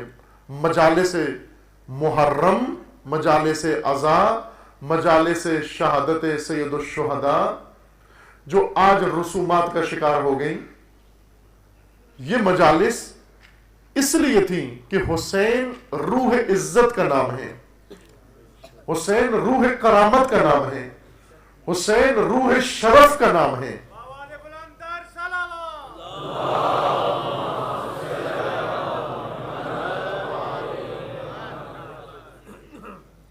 یہ ذکر لوگوں کو پستی سے نکالے. ذکر سید الشہداء لوگوں کو اس قید سے، اسارت سے نکالے جس قید کی وجہ سے یہ واقعہ پیش آیا. ہم مجالس کو اپنی خواہشات کے لیے نہ استعمال کریں. یہ خواہش ہے کہ مجالس ہو، ثواب ہو، بانی کو بھی ثواب ہو، شرکا کو بھی ثواب ہو، پڑھنے والے کو بھی ثواب ہو، اور ثواب لے کر یہ چلا جائے بہشت میں. کیسے جائیں گے بہشت میں؟ بہشت گھٹیا لوگوں کی جگہ نہیں ہے. کوئی گھٹیا آدمی بہشت میں نہیں جا سکے گا. گھٹیا لوگوں کے لیے الگ ٹھکانہ رہائش گاہ بنائی گئی ہے، اور اس میں ہیٹنگ کا بھی اچھا انتظام کیا گیا ہے. کسی قسم کی کمی وہاں نہیں ہوگی. آپ جو بھی کام مربوط ہیں ہیٹ سے وہ سارے وہاں انجام دے سکتے ہیں. گھٹیا کی جگہ جنت نہیں ہے. ہم یہ نہ سمجھیں کہ ہمارا فریضہ فقط مجالس برپا کرنا، شرکت کرنا و ثواب دارین حاصل کرنا اور پھر اس کے بعد مجالس تعطیل کر کے معمول کی زندگی میں آ جانا ہے. اگر یہ ذکر حسین جس طرح ائمہ اطہار نے حکم دیا تھا قائم ہوتا تو آج دنیا میں کوئی اور اس مقام پہ پہنچتا یا نہ پہنچتا، لیکن کم از کم ذکر حسین کرنے والا آج ایک فرد بھی پستی کا شکار نہ ہوتا. نہ ذاکر حسین پست ہوتا، نہ عزادار حسین پست ہوتا، نہ بانی مجلس حسین پست ہوتا. کم از کم یہ طبقہ پستی سے نکل آتا آج تک. اگر یہ مجالس ذکر حسین ہی ہوتی، ہماری اپنی رسومات ان میں شامل نہ ہوتی. اگر ذکر حسین، فرمان حسین، قول حسین، منطق حسین، راہ حسین بیان ہوتی تو کم از کم آج اس قوم کا کوئی فرد پستی کا شکار نہ ہوتا، اسیر دنیا نہ ہوتا. چونکہ سید الشہداء فرما رہے کہ میں کشتہ جفا ہوں، لیکن یہ جفا پست لوگوں نے کی اور پست لوگ دنیا پرستی کی وجہ سے پست ہوئے. اتنا تو مجلس کا اثر ہونا چاہیے. پہلے بھی کسی مجلس میں نے عرض کیا یا کئی مجالس میں ہم نے اتنی جنگیں سنی، خیبر و خندق و احد و دوسری جنگیں سنی، ہر انداز سے سنی، ہر ایک نے ایک منفرد انداز سے سنائی. ایسی جنگیں ہمیں سنائیں کہ جو تاریخ میں اصلا واقع ہی نہیں ہوئی. بلکہ جنگ خیبر جو ابھی ہم سنتے سناتے ہیں، یہ خود مولا علی کو سنائی جائے بہت معزوز ہوں گے کہ یہ میری جنگ یہ کیسے بیان کر رہے ہیں. چونکہ ایسی جنگ مولا علی نے کی نہیں جو آج ممبروں پر بیان کی جاتی. اگر مولا علی کی جنگ دیکھیں، آج امریکہ اور یورپی یونین نے ممالک پر دباؤ ڈالا ہے، اسلامی ممالک پر، کہ اپنا سلیبس چینج کرو، بدلو. اس کے اندر نصاب کے اندر یہ جنگوں کے قصے ختم کرو. جنگ بدر، چونکہ قدیم سے مسلمان یہ پڑھتے آ رہے ہیں، جنگ بدر، جنگ خندق، جنگ احد نصاب کا حصہ ہے. اس میں جنگ کے جب حالات انسان پڑھتا ہے، جنگ سے آشنا ہوتا ہے، جنگ کے مقصد سے آشنا ہوتا ہے، جنگ کے کردار سے آشنا ہوتا ہے، جنگ کے ہیرو سے آشنا ہوتا ہے، جنگ کے شہید سے آشنا ہوتے ہیں بچے. انہوں نے دباؤ ڈال کر یہ سارے واقعات نکلوا دیے اور مثلا امام حسین کا ذکر نکال کے نیلسن منڈیلا کا ڈال دیا. ابھی یہ جو نیا پاکستان آ رہا ہے، نئے پاکستان میں صوبہ سرحد میں شروع کر دیے، خیبر پختونخوا میں. وہاں پر عالمی شخصیات کے حالات زندگی پہلے اپنے اعضاء پرکشش بناتے ہیں مختلف کاموں سے، ایکسرسائزوں سے،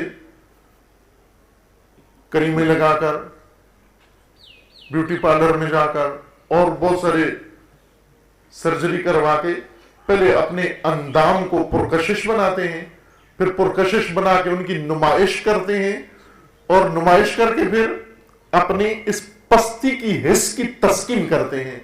گھٹیا پن کو تسکین چاہیے ہوتی ہے، پیاس ہوتی ہے. پستی جب پیاسی ہو جائے، پستی میں پیاس ہوتی ہے، پستی جب پیاسی ہو جائے اس کو نمائش کی ضرورت پڑتی ہے اور نمائش سے اس کی پیاس بجھ جاتی ہے. جب چند نامحرم نگاہیں پست شخصیت پر پڑتی ہیں اس کی پیاس بجھ جاتی ہے. شہوات، ہوس،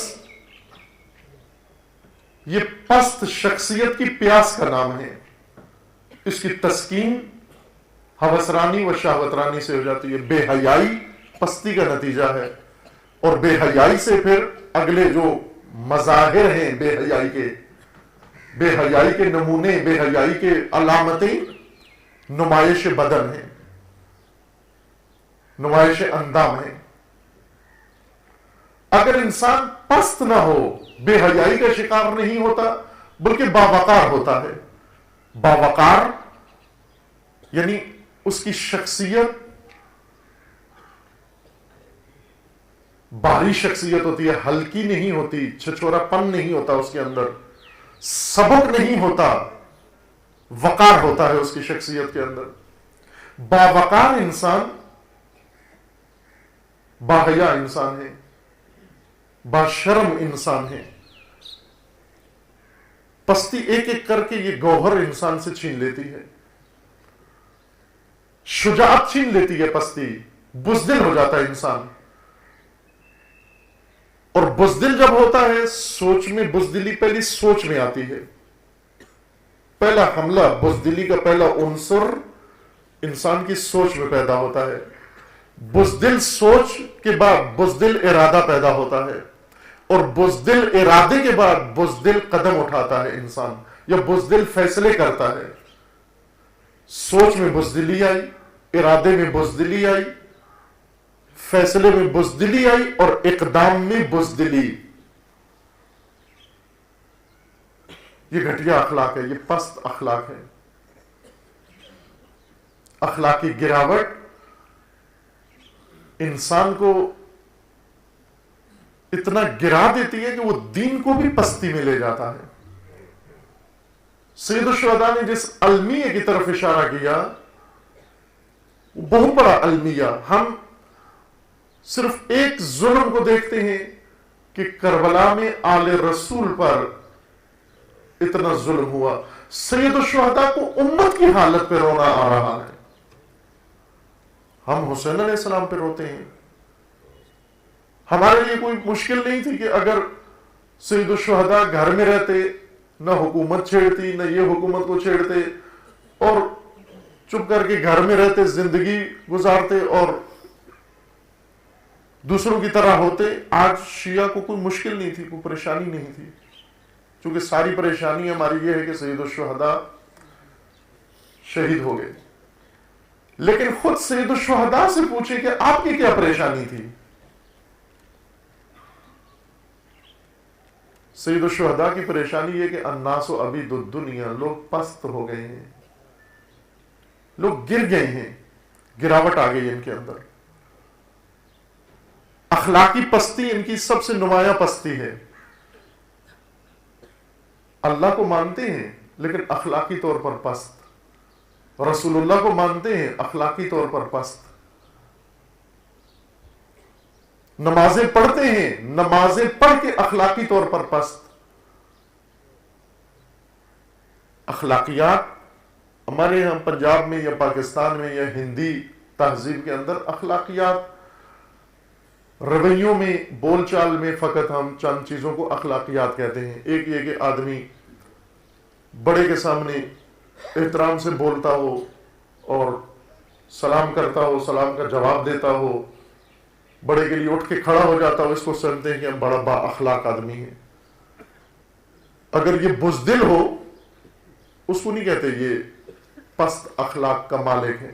پست اخلاق یہ ہے کہ اگر گفتگو اچھی نہیں کرتا، گفتگو میں اس کے اچھے الفاظ استعمال نہیں کرتا، احترام والے الفاظ نہیں ہوتے، گری ہوئی گفتگو کرتا ہے، ہم سمجھتے ہیں یہ گھٹیا اخلاق کا مالک ہے. ورنہ اگر گفتگو اچھی شروع کر دے، سب کے ساتھ بھائی جان کہہ کے بولے، آغا جی کہہ کے بولے، صاحب کہہ کے بولے، مسٹر کہہ کے بولے، ہر ایک کے لیے خاص پروٹوکول دے، ہم کہتے ہیں بڑے اعلیٰ اخلاق کا مالک ہے. دنیا کا بزدل ترین انسان ہے لیکن گفتگو اچھی کرتا ہے، ہمارے نزدیک یہ اخلاق کی بڑی اعلیٰ منزلوں پر فائز ہے. یہ لاہوری معیار و پنجابی معیار و پاکستانی معیار ہے.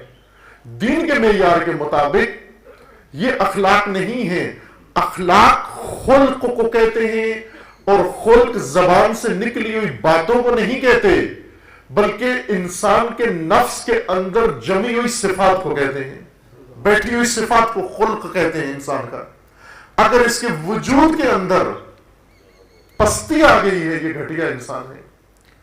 اگر اس کے اندر بزدلی ہے، یہ گھٹیا انسان ہے. گفتگو جتنی بھی اچھی کرتا ہو، فیصلے اچھے نہیں کرتا، ارادے اچھے نہیں کرتا، اقدام درست نہیں کرتا، اخلاقی پستی ہے اس شخص کے اندر. بعض ہوتے ہیں زبان کے بڑے میٹھے شیرین زبان ہے, کسی کو کوئی شکوہ ان سے نہیں ہوتا, ہر ایک کے ساتھ بڑی اچھی الیک سلیک انہوں نے رکھی ہوتی ہے. جو ہمارا پنجابی با اخلاق انسان ہے وہی ہے جو ہر ایک کے ساتھ اچھی الیک سلیک رکھے, وہ کہتے ہیں بڑا اعلیٰ اخلاق ہے اس کا. نہ عزیز من, الیک سلیک اچھی رکھنا اعلیٰ اخلاق نہیں. اعلیٰ اخلاق یہ ہے کہ اس کے اندر حیا موجود ہو. اعلیٰ اخلاق یہ ہے کہ اس کے اندر شجاعت موجود ہو. اعلیٰ اخلاق یہ ہے کہ اس کے اندر عفت موجود ہو. اعلیٰ اخلاق یہ ہے کہ اس کے اندر عدالت موجود ہو. اعلیٰ اخلاق یہ ہے کہ اس کے اندر بصیرت موجود ہو. خلق انسان کے نفس کی صفات کو کہتے ہیں جو اندر جا کے رچ بس جاتی ہیں, گھر کر لیتی ہیں. ان صفات کا نام اخلاق ہے. جب لوگ اخلاقی طور پہ پست ہو جاتے ہیں, الیک سلیک جتنی اچھی ہو, لیکن جب بزدل ہو جائیں, جب بخیل ہو جائیں, جب کنجوس ہو جائیں, جب بے حیا ہو جائیں, جب بے غیرت ہو جائیں, یہ پستی ہے. دنیا انسان سے اچھی الیک سلیک نہیں چھینتی, دنیا انسان سے بہادری اور دلیری چھین لیتی ہے. دنیا کو دلیری پسند نہیں, دنیا پست ہے, پست انسان کو پست بناتی ہے. دنیا کو وقار پسند نہیں, دنیا کو حیا پسند نہیں, دنیا بے عفت دیکھنا چاہتی ہے. دنیا ہر ایک کو بے حیا کرنا چاہتی ہے, اور کر دیا اس نے بے حیا. حیا کا عنصر چھین لیا اس نے, نکال لیا سب کے وجود سے. جب اس پستی میں انسان چلا جاتا ہے, پستی میں پست نظام و حکومتیں و حاکم سر اٹھاتے ہیں. سید الشہداء فرماتے ہیں کہ یزید کی پیدائش سے مراد نہ ایک بچے کے طور پر ایک گھر کے اندر ماں باپ کے ہاں پیدائش. یزید بعنوان حاکم, یزید بعنوان سلطان, یزید بعنوان حکمران مسلمانوں کا کیسے ممکن ہے بنے؟ جب تک مسلمان پست نہیں ہوگا یزید حکمران نہیں بن سکتا. عوام کی پستی, قوم کی پستی موقع دیتی ہے گھٹیا حکمرانوں کو حاکم بننے کا. اگر لوگ پست نہ ہوں, یزید جیسے ذلیل کی پست کی ہمت نہیں کہ وہ حکمران بن سکے. کسی باشرف قوم کا حاکم بے شرف نہیں ہو سکتا. کسی باغیرت قوم کا حاکم بے غیرت نہیں ہو سکتا. کسی شجاع قوم کا حاکم بزدل نہیں ہو سکتا. جب تک لوگوں کے اندر یہ عفت و حیا مر نہ جائے. عفت و حیا کی آفت دنیا ہے. یہ گن, یہ دیمک جو انسان سے گوہر انسانی چھینتی ہے. آپ توجہ فرمائیں کہ جس طرح علامہ اقبال نے ڈال دیے گئے سلیبس میں عالمی شخصیات جو مشہور ہے, مثلا نیلسن منڈیلا ہے, یا جنہوں نے نوبل انعام لیا ہے. ابھی مثلا آہستہ آہستہ وہ خواتین, مثلا ویسے تو حضرت زہرا کا تو پہلے ہی نکال دیا انہوں نے, ذکر نکال دیا سلیبس سے, لیکن دوسری کچھ خواتین کا ذکر رکھا اسلام سے منسوب شخصیات کا. اب ان کا نکال کے ملالہ کا سلیبس میں لے کر آئیں گے. یہ ہو رہا ہے عملاً کہ یہ قصے, یہ واقعات نکالو, صفوں سے نکالو. اور یہ آج کا کام نہیں, وہ دیرینہ کام ہے. صدیوں پہلے یہ کام ہوا. بنو امیہ نے سلیبس نیا لکھوایا, بنو عباس نے لکھوایا, وہ بعد میں دیگر حکمرانوں نے لکھوایا. وہ شہید مطہری ایک نقطہ خوبصورت بیان کرتے ہیں, وہ یہ کہ دینی مدرسوں کے سلیبس سے امر بالمعروف و نہی عن المنکر ہٹا دیا گیا کہ یہ نہ پڑھاؤ طالب علموں کو. کئی صدیوں تک شیعہ سنی دونوں کی کتابوں میں امر بالمعروف کی کتاب نہیں پڑھائی جاتی تھی, چونکہ حاکموں کو پسند نہیں تھی. انہیں پتا تھا کہ یہ جب پڑھیں گے امر بالمعروف واجب ہے, نہی عن المنکر واجب ہے, تو یہ واجب ادا کرنے نکلیں گے. اور سب سے بڑا منکر تو حاکم ہی ہے, یا حاکم ہی کے ذریعے سے ہوتے ہیں، تو یہ پہلا امر ہمیں ہی کرنے آئیں گے، پہلی نہی ہمیں ہی کرنے آئیں گے. یہ ہمارے کھاتے سے پڑھتے ہیں، ہمارے خرچے سے پڑھتے ہیں، پڑھ کر ہمیں ہی نصیحت کریں گے. تو سلیبس ان کا ایسا بناؤ کہ ان کا رخ حکمرانوں کی طرف نہ ہو. یہ سلیبس حاصل کروا دیا. ابھی پاکستان کے سکولوں میں سلیبس حاصل کروا کے، اور حرج نہیں میں یہ مجلس عزا و روز تاسوعا، شب عاشور اشارہ کر دوں عزیزان آپ کی خدمت میں، کہ پستی کی طرف ایک نسل کو لے جانے کے لیے، شہوانی تہذیب کے پرچار کے لیے سلیبس تعلیم ہی کا استعمال کیا جا رہا ہے. یہ اسکول جہاں پر آپ اپنے بچے بھیجتے ہیں اور تعلیم کم معیار ہے، فیس زیادہ معیار ہے، یعنی والدین یہ نہیں کہتے کہ تعلیم اچھی کہاں ہے، یہ دیکھتے ہیں کہ فیس اچھی کہاں لی جاتی ہے. چونکہ بچوں کو تعلیم پڑھاتے ہیں تاکہ والدین کا مقام معاشرے میں تھوڑا سا بڑا ہو جائے، کہ بچہ چونکہ پوچھتے ہیں کہ ایک آپ کے پاس مثلا گھر کتنے کنال کا ہے، گاڑی کتنی بڑی ہے، کون سا ماڈل ہے، اور بچہ کس سکول میں پڑھتا ہے. تو اگر کسی تھکے ہوئے سکول کا نام لے لیا تو پھر پتہ چل جاتا ہے کہ یہ تو تیسری دنیا کے والدین ہیں، یہ بڑی سطح کے نہیں ہیں.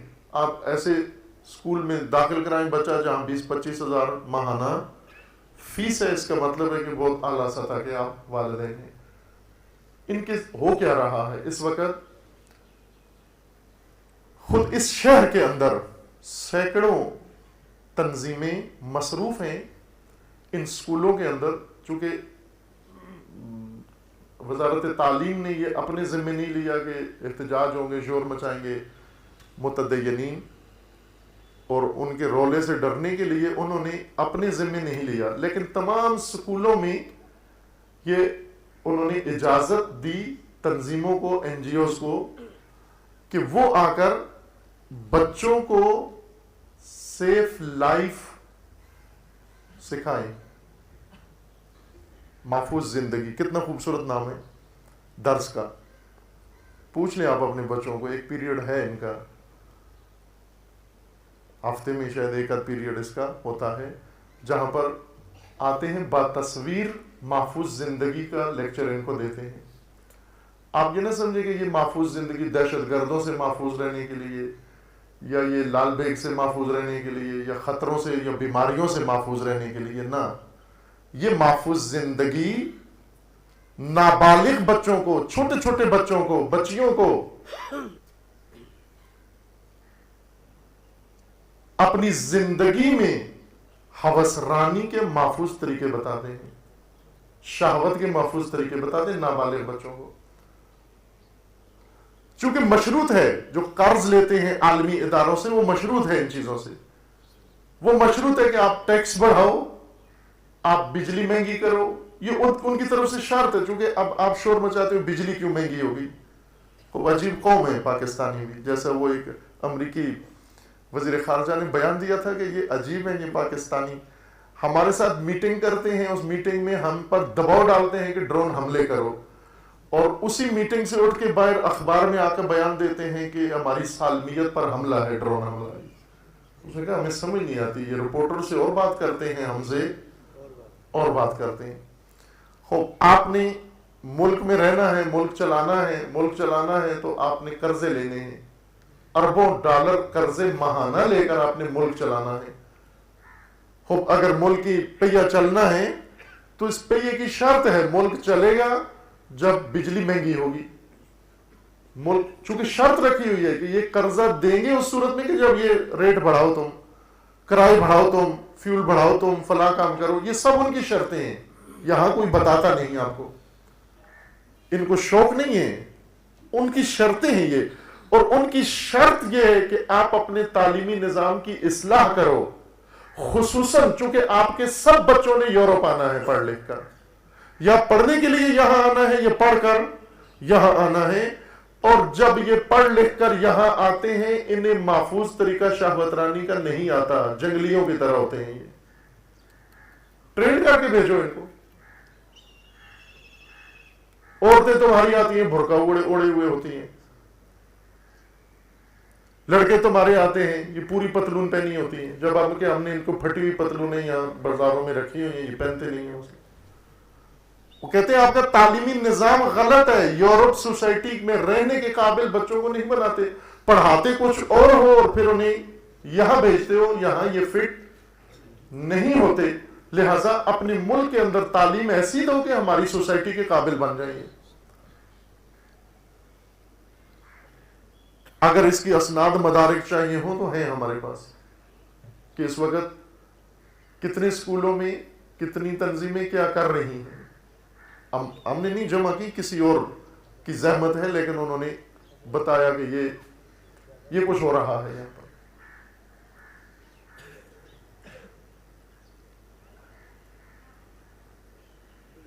اس عمر سے جب حیات چھین لیں گے، جب عفت چھین لیں گے، جب پستی میں لے آئیں گے، جب وقار شخصیت کا چھین لیں گے، اس کو اگر آپ نے دینی رسمیں بھی بتا لیں، جس کے وجود کے اندر نابالغی کے عمر سے ہی پستی رکھ دی گئی، بے حیائی، یہ بڑا ہو کر عزاداری بھی کرتا رہے، یہ روح حسین کو ہرگز نہیں سمجھ سکتا۔ ہم بیلنس کرنا چاہتے ہیں کہ ادھر اگر یہ ہوتا ہے تو مجلس میں یہ ہو جاتا ہے، تو یہ دونوں آپس میں کیلکولیٹر کی مدد سے، چونکہ ہم نے اپنے حساب کتاب سے دین بنا لیا کہ دین میں کہا گیا ہے کہ ایک نیکی کرو تو اس کا 10 کریڈٹ ملے گا آپ کو۔ وہ کہتے ہیں ٹھیک ہے، یہ تو اچھا حساب ہے کہ اگر ہم 9 گناہ کریں اور 1 نیکی، پھر بھی وارے میں ہیں، کیونکہ 1 پھر بھی فالتو ہے۔ اور یہی اسی ریشو سے کر رہے ہیں ہم کام، دن میں 9 گناہ کرتے ہیں اور 1 نیکی، اور پھر بھی مطمئن ہیں۔ سارا دن، ساری عمر، سارا سال ہر عمل کر کے، چونکہ مجلس میں جائیں گے برابر ہو جائے گا حساب، اور خصوصاً مجلس کا تو بہت ذاکروں نے نرخ اوپر رکھا ہوا ہے۔ مجلس میں آنے کا ثواب اتنا ہے کہ فرشتے حساب ہی نہیں لگا سکتے، بالکل تھک کے بیٹھ جاتے ہیں کہ یہ مومن نے جو کام کیا ہے یہ تو ہمارے حساب سے ہی نکل گیا ہے۔ خوب ظاہر ہے گناہ جو کیے تھے وہ تو حساب ہو رہا ہے، اس کی تو کیلکولیشن ہے، کتنی کیے ہوں گے، بہت زیادہ کیے ہوں گے، 100 کیے ہوں گے دن میں، اور یہ ایک کام ایسا کیا ہے فرشتوں کے حساب سے ہی معاملہ بہر ہو گیا ہے، تو پھر بھی نوارے میں ہیں۔ توجہ فرمائیں، سید الشہداء فرماتے ہیں کہ اور کوئی پست ہو یا نہ ہو، میرا شیعہ پست نہیں ہونا چاہیے، شیعہ پست نہ ہو۔ یہ روایت میں پہلے مجلس میں عشرے کی جو مجالس ہو رہی ہیں ان میں پڑھی ہے، یہاں پر بھی آپ کی خدمت میں پڑھ دیتا ہوں۔ ایک شخص آیا سید الشہداء کی خدمت میں اور آ کر اس نے کہا، یا ابن رسول اللہ انا من شیعتکم، میں آپ کا شیعہ ہوں۔ قال علیہ السلام، امام علیہ السلام نے جواب دیا، اتق اللہ، اللہ سے ڈر، ولا تدعین شیئا یقول اللہ لک کذبت وفجرت فی دعواک، اپنی زبان پر ایسی بات جاری مت کر کہ اللہ کی طرف سے یہ جواب آئے کہ تو جھوٹ بول رہا ہے، تو کذاب ہے، تو شیعہ نہیں ہے، ایسی بات اپنی زبان پر جاری مت کر۔ سید الشہداء فرماتے ہیں کہ تجھے پتا ہے ہمارا شیعہ کون ہوتا ہے؟ ان شیعتنا من سلمت قلوبہم، ہمارا شیعہ وہ ہوتا ہے جس کا دل سالم ہوتا ہے، ان کل غش وغل ودغل، ہمارا شیعہ وہ ہوتا ہے جس کے دل میں ذرا برابر ملاوٹ نہیں ہوتی، جس کے دل میں ذرا برابر کھوٹ نہیں ہوتی، جس کے دل میں ذرا برابر دھوکہ و پستی نہیں ہوتی، وہ ہمارا شیعہ ہوتا ہے۔ جس کے اندر غل موجود ہو، غش موجود ہو، دغل موجود ہو، وہ ہمارا شیعہ نہیں ہے۔ ساری عمر ہماری مجلسیں کرواتا رہے، پڑھتا رہے، مجالس میں شرکت کرتا رہے، جب وہ کہتا ہے انا من شیعتکم، ہم اسے شیعہ کے طور پر قبول کرنے کے لیے تیار نہیں ہیں، چونکہ شیعہ ان پستیوں کا شکار نہیں ہوتا. غل و غش و دغل نہیں ہے اس کے اندر، ملاوٹ، کھوٹ اور دھوکہ اس کے اندر موجود نہیں.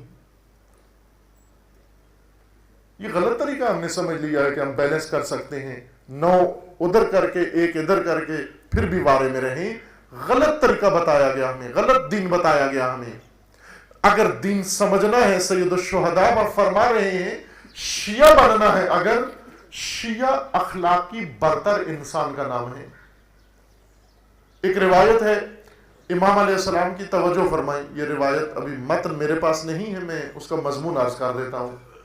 امام علیہ السلام فرماتے ہیں کہ اگر کسی شہر کے اندر سینکڑوں لوگ رہتے ہوں کسی آبادی میں، اور اس میں شیعہ بھی رہتے ہوں، آپ اس شہر میں داخل ہوں اور جا کر لوگوں سے پوچھیں کہ سب سے زیادہ قابل اعتماد، قابل بھروسہ، امین، امانت دار، باوقار انسان اس شہر میں کون ہے؟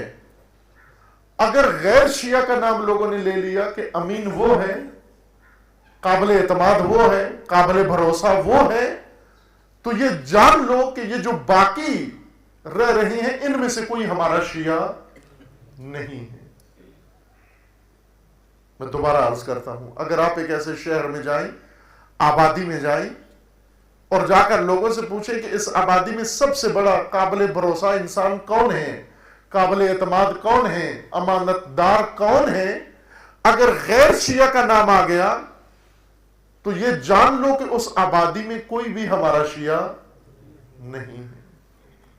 یعنی امام فرماتے ہیں کہ سب سے برتر وہ ہمارا شیعہ ہو سکتا ہے جو قابل اعتماد ہو، جو قابل بھروسہ ہو، جو امانت دار ہو، جو اعلی شخصیت کا مالک ہو، جو باوقار ہو.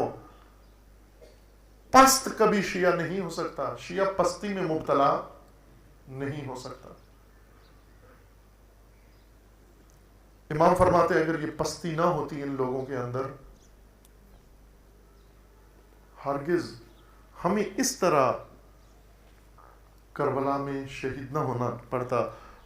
امام نے فرمایا کہ ہمارا شیعہ جو سالم ہوتا ہے اس کا دل غش و غل و دغل سے، ولیکن قل انا من موالیکم ومن محبیکم، اے شخص تو ہمارا شیعہ نہیں ہے، تو ہمارا چاہنے والا ہے.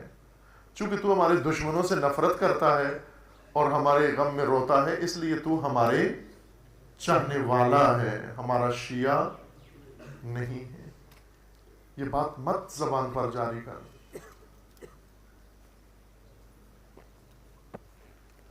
عزیزان، تمام مسائل کا حل سید الشہداء فرما رہے انہی ناس کے پاس ہے.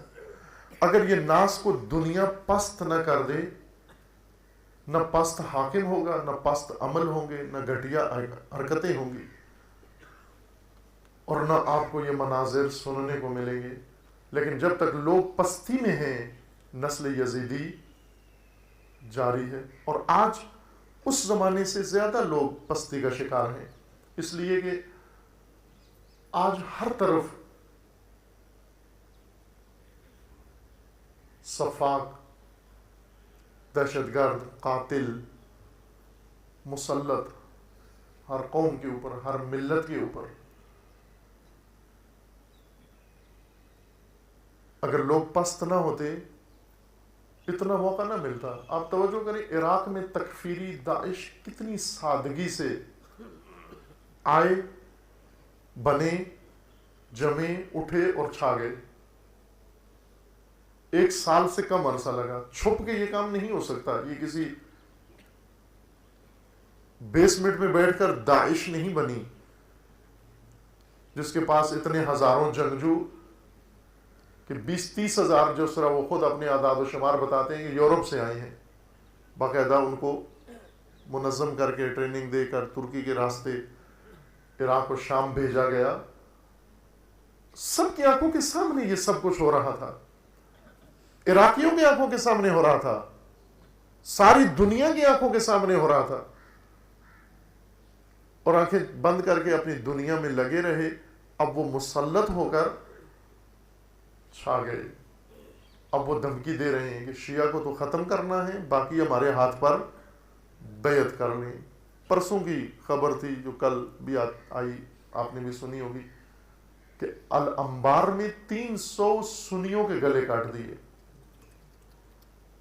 300 اہل سنت، ایک بھی شیعہ نہیں تھا، جن میں عورتیں، بچے، مرد، جو بھی اس آبادی میں جو بھی زندہ جاندار تھا انسان نامی، اس کو ذبح کر دیا انہوں نے، اہل سنت کو۔ 1-2 گھنٹوں کے اندر اتنا عظیم ظلم کر دیا۔ اب یہ چھا گئے، یہ عراق کے اندر آ گئے۔ کیوں ہوا یہ؟ آج یہ تکفیری لشکر، یہ صفاق لشکر کیوں پیدا ہوا؟ اسی طرح سے پیدا ہوا جس طرح اس وقت یزید پیدا ہوا، عمر سعد پیدا ہوا، شمر پیدا ہوا۔ شمر کی پیدائش کا موجب امام فرماتے ہیں لوگوں کی پستی ہے۔ اگر لوگ پست نہ ہوتے، عبد الدنیا نہ ہوتے، یہ لوگ ان پر مسلط نہ ہوتے، آج بھی سید الشہداء یہی فرما رہے ہیں۔ اور رائے حل کیا ہے؟ رائے حل یہ ہے کہ اس پستی سے باہر آؤ، اس دناعت سے باہر آؤ، اور روح دین اپنے اندر پیدا کرو تاکہ کوئی پست تمہارے اوپر حکومت نہ کر سکے، مسلط نہ ہو سکے۔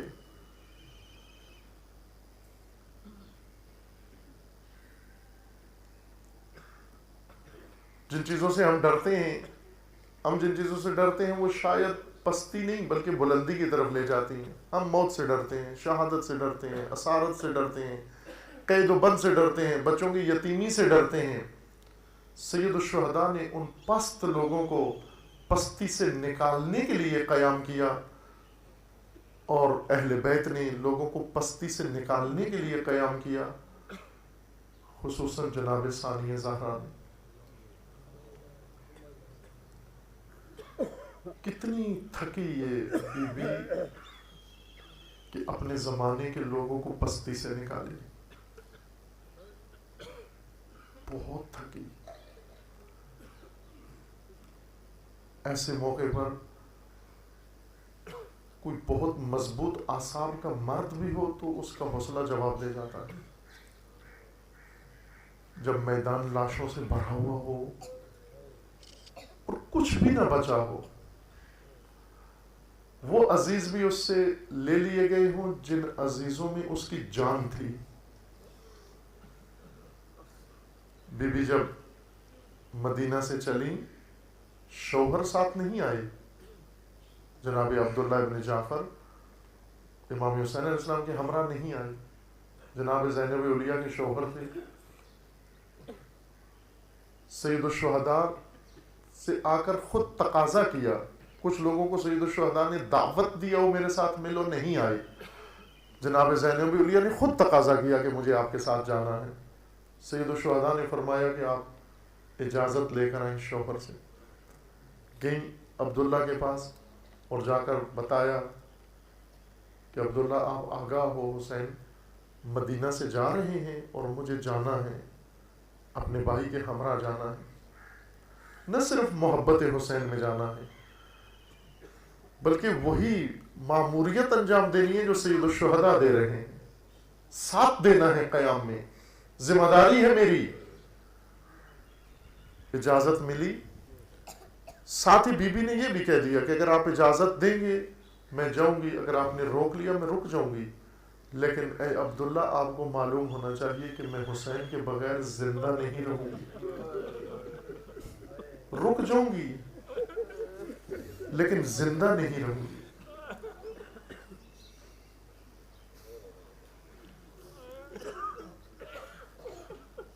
جناب زینب کی جان تھی حسین کے اندر۔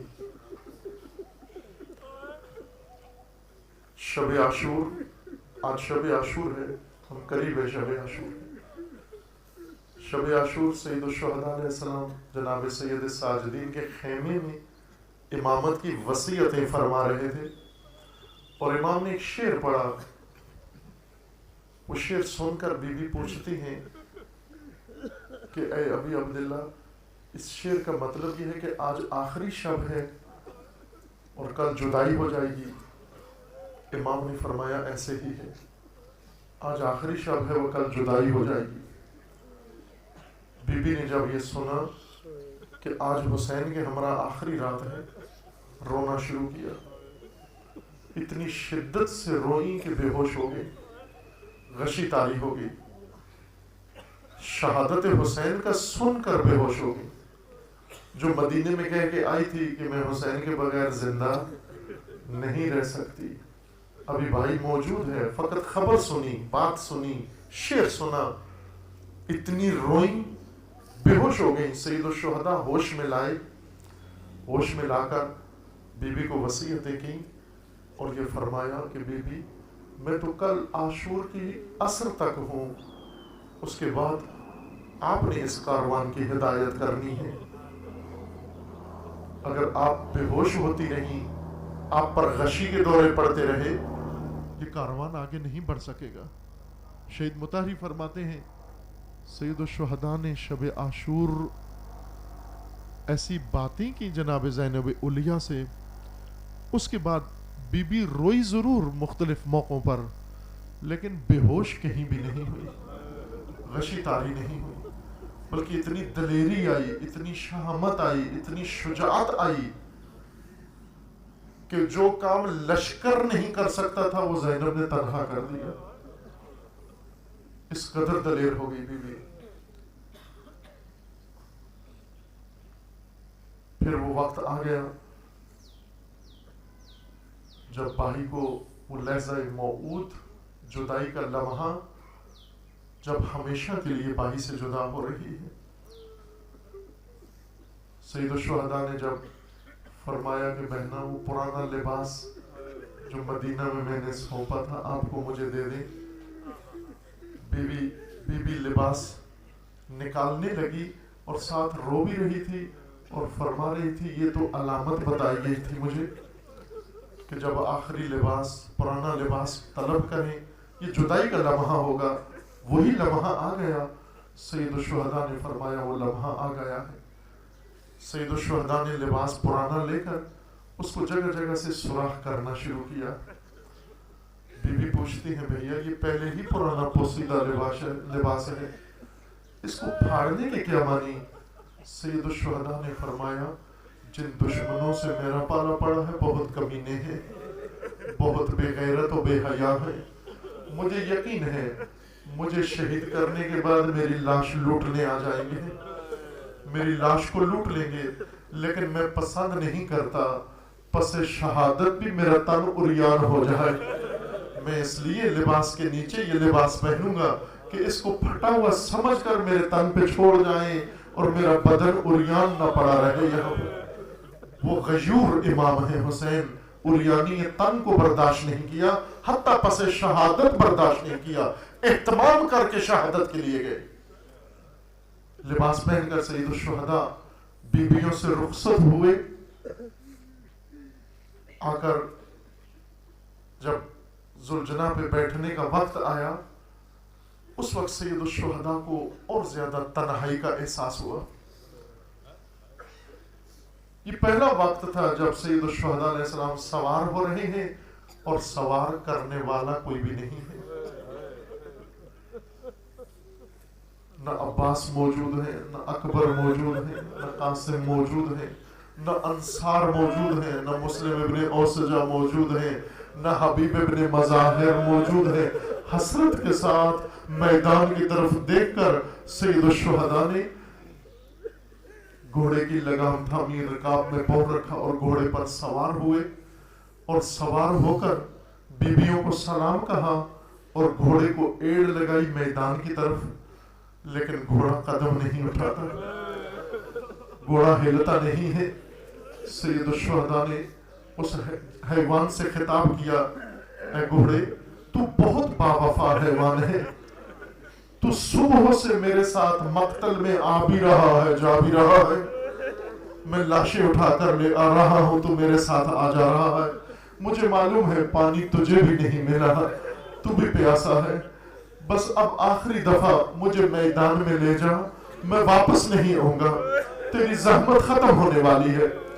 لیکن اس کے باوجود گھوڑا قدم نہیں اٹھاتا. سید الشہداء نے گھوڑے کی نگاہوں کو دیکھا کہ زمین کی طرف لگی ہوئی ہے. سید الشہداء نے جب گھوڑے کی نگاہوں کی تعاقب میں زمین کو دیکھا تو فوراً زین چھوٹ گئی، حسین پھر زمین پر آ گئے۔ وہ منظر کوئی صاحب اولاد ہی سمجھ سکتا ہے۔ وہ جو آخری دفعہ اپنی اولاد سے رخصت ہو رہا ہو، جو اپنے بچوں کو ان قریب یتیم کرنے والا ہو، وہی سمجھ سکتا ہے وہ منظر کیا تھا۔ حسین کی چھوٹی بیٹی گھوڑے کی ٹانگوں سے لپٹ کر فریادیں کر کے گھوڑے کو خطاب کر کے کہہ رہی ہے، میرے بابا کے گھوڑے، میرے بابا کو لے کر نہ جانا، صبح سے جو بھی گیا واپس نہیں آیا، میرے بابا کے گھوڑے، میرا بابا پیاسا ہے، جب لے کر جاؤ تو پہلے نہر فرات پہ لے جانا، میرے بابا کے گھوڑے، میرا بابا خستہ ہے، جب اترنے کا وقت آئے تو نرم زمین پہ اتارنا، میرے بابا کو آرام سے اتارنا۔ جب سید الشہداء نے بچی کی یہ بین سنی، اتر کر بی بی کو اٹھایا، گلے سے لگایا اور فرمایا، میری بچی تو اس طرح سے دکھیا بین نہ کر، جب تک تو روتی رہے گی تیرا بابا مقتل نہیں جا سکے گا۔ ماں زہرا منتظر ہے، بابا علی منتظر ہے، بیٹی مجھے مقتل میں جانے دے۔ بیٹی کو سپرد کیا جناب زینب اولیاء کے، اور سپرد کر کے فرمایا، بہنا میری بیٹی کا خیال رکھنا، میری بیٹی کی توجہ رکھنا کہ جب سونے کا وقت آ جائے تو اپنے پاس سلا لینا، اپنے سینے پہ سلا لینا، شاید اس کو نیند نہ آئے۔ سید الشہداء دوبارہ گھوڑے پہ بیٹھتے ہیں اور بیٹھ کر چند قدم چلتے ہیں، جناب زینب اولیاء خیمے سے باہر آ جاتی ہیں۔ سید الشہداء کو محسوس ہوا کہ بہن پیچھے خیمے سے نکل کر مقتل میں آ رہی ہے، فوراً گھوڑا روک کر اور مڑ کے فرمایا کہ بہنا خبردار، جب تک حسین زندہ ہے خیموں سے کوئی بی بی باہر نہ آئے، ابھی تو حسین زندہ ہے۔ بی بی واپس چلی گئی، در خیمہ پہ کھڑے ہو کر فقط ایک فریاد کی۔ کیا فریاد کرتی ہے؟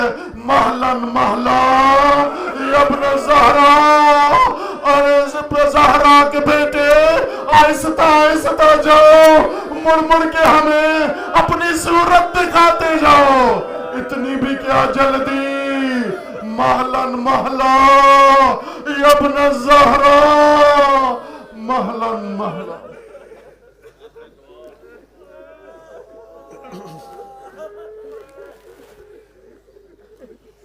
الا لعنت اللہ علی الظالمین فسیعلم الذین ظلموا ای منقلب ینقلبون۔ اللہم بحق اسمک العظیم الاعظم الاعز الاجل الاکرم، یا اللہ یا اللہ یا اللہ یا اللہ یا اللہ یا اللہ یا اللہ یا اللہ یا اللہ۔ خدا بندہ بحق محمد و آل محمد، بحق اسماء حسناء خود، بحق شہداء، بحق اولیاء، بحق صلحاء، پروردگارہ ہمارے اس قلیل سے ذکر کو اپنی بارگاہ میں قبول فرما، مومنین کے اس اخلاص و خلوص کو شرف قبولیت عطا فرما، جو مومنین اس دنیا سے رحلت کر کے انہیں جوار رحمت میں مقام نصیب فرما، جو مریض علیل انہیں شفاء کاملہ نصیب فرما، جو ملتمس دعا ان کی دعاؤں کو مستجاب فرما، جو صاحب حاجات ہیں ان کی حاجات کو پورا فرما، جو بے اولاد ہیں انہیں نیک اور صالح اولاد نصیب فرما، جو صاحب اولاد ہیں ان کی اولاد کو ہر شر و بلیہ سے محفوظ فرما۔ خدا بندہ جو بے گناہ اسیر ہیں انہیں جلد از جلد رہائی عطا فرما، جو مسافر ہیں انہیں صحت و سلامتی کے ساتھ اپنے وطنوں میں واپس پلٹا۔ پروردگارہ بحق محمد و آل محمد، جو بے روزگار ہیں انہیں رزق حلال نصیب فرما، جو مقروض ہیں اپنے خزائن غیبیہ سے ان کے قرض ادا فرما، جو کسی مشکل و مصیبت میں گرفتار ہیں ان کے تمام مسائل و مشکلات کو برطرف فرما، امت اسلامیہ کو ظلم و ستم سے نجات عطا فرما، ان ظالمین کو ظلم سمیت نیست و نابود فرما، امریکہ اور اسرائیل کا خاتمہ فرما، امت اسلامیہ کو فتنوں سے رہائی عطا فرما، ان فتنہ گروں کو فتنوں سمیت نیست و نابود فرما، فتنہ تکفیریت کو نیست و نابود فرما، اس کے بانیوں حامیوں سرپرستوں کو رسوا فرما، حزب اللہ کو کامیابی عطا فرما، سید مقاومت سید حسن نصر اللہ کی حفاظت فرما، عالم مجاہد شیخ نمر کی حفاظت فرما، رہبر معظم انقلاب اسلامی کا سایہ دراز فرما، انقلاب اسلامی کو دشمنوں کے شر سے محفوظ فرما، انقلاب اسلامی کو انقلاب امام زمان سے متصل فرما، مملکت پاکستان کی حفاظت فرما، اس ملک کو اندرونی بیرونی دشمنوں سے محفوظ فرما، ملک کے اندر امن و امان قائم فرما، ملک کے ساتھ خیانت کرنے والوں کو رسوا فرما، خدا بندہ اس ملک کے اندر دہشت گردی، فرقہ واریت، فتنہ و فساد و نفاق پھیلانے والوں کو نیست و نابود فرما، ان کے حامیوں سرپرستوں کو رسوا فرما، عزاداران سید الشہداء علیہ السلام جہاں کہیں بھی ہیں، بالخصوص سعودی عرب میں، عراق میں، لبنان میں، شام میں و بالاخص پاکستان میں، ان سب کے عزت و مال و جان و ناموس کی حفاظت فرما، مجالس عزا و جلوس کی حفاظت فرما، عزاداران و اہل منبر کی حفاظت فرما، عزا خانوں اور مقامات مقدسہ کی حفاظت فرما، ملت تشیع کے اندر شعور و بیداری عطا فرما، ملت تشیع میں اتحاد و اتفاق قائم فرما، ملت پاکستان میں اتحاد و اتفاق برقرار فرما، ملت اسلامیہ کے اندر اتحاد و اتفاق قائم فرما، اپنے ولی حق ولی اللہ العظم اجل اللہ تعالی فرج و شریف کا جلد از جلد ظہور فرما، ہمیں حضرت کے اعوان و انصار میں سے ہونے کی توفیق عطا فرما، تمام دنیا میں بالخصوص دنیا اسلام میں و بالاخص اس مملکت پاکستان میں نظام حقہ الہی امامت کے قیام کی توفیق عطا فرما، آپ تمام مرحومین کے لیے، مومنین و مومنات کے لیے، بانیان مجلس، شرکاء مجلس، منتظمین مجلس کے مرحومین کے لیے اور اس خاندان کے مرحومین کے لیے و بالخصوص شہداء کے لیے و بالاخص امام شہداء حضرت امام خمینی رضوان اللہ تعالی علیہ کے لیے سورہ فاتحہ۔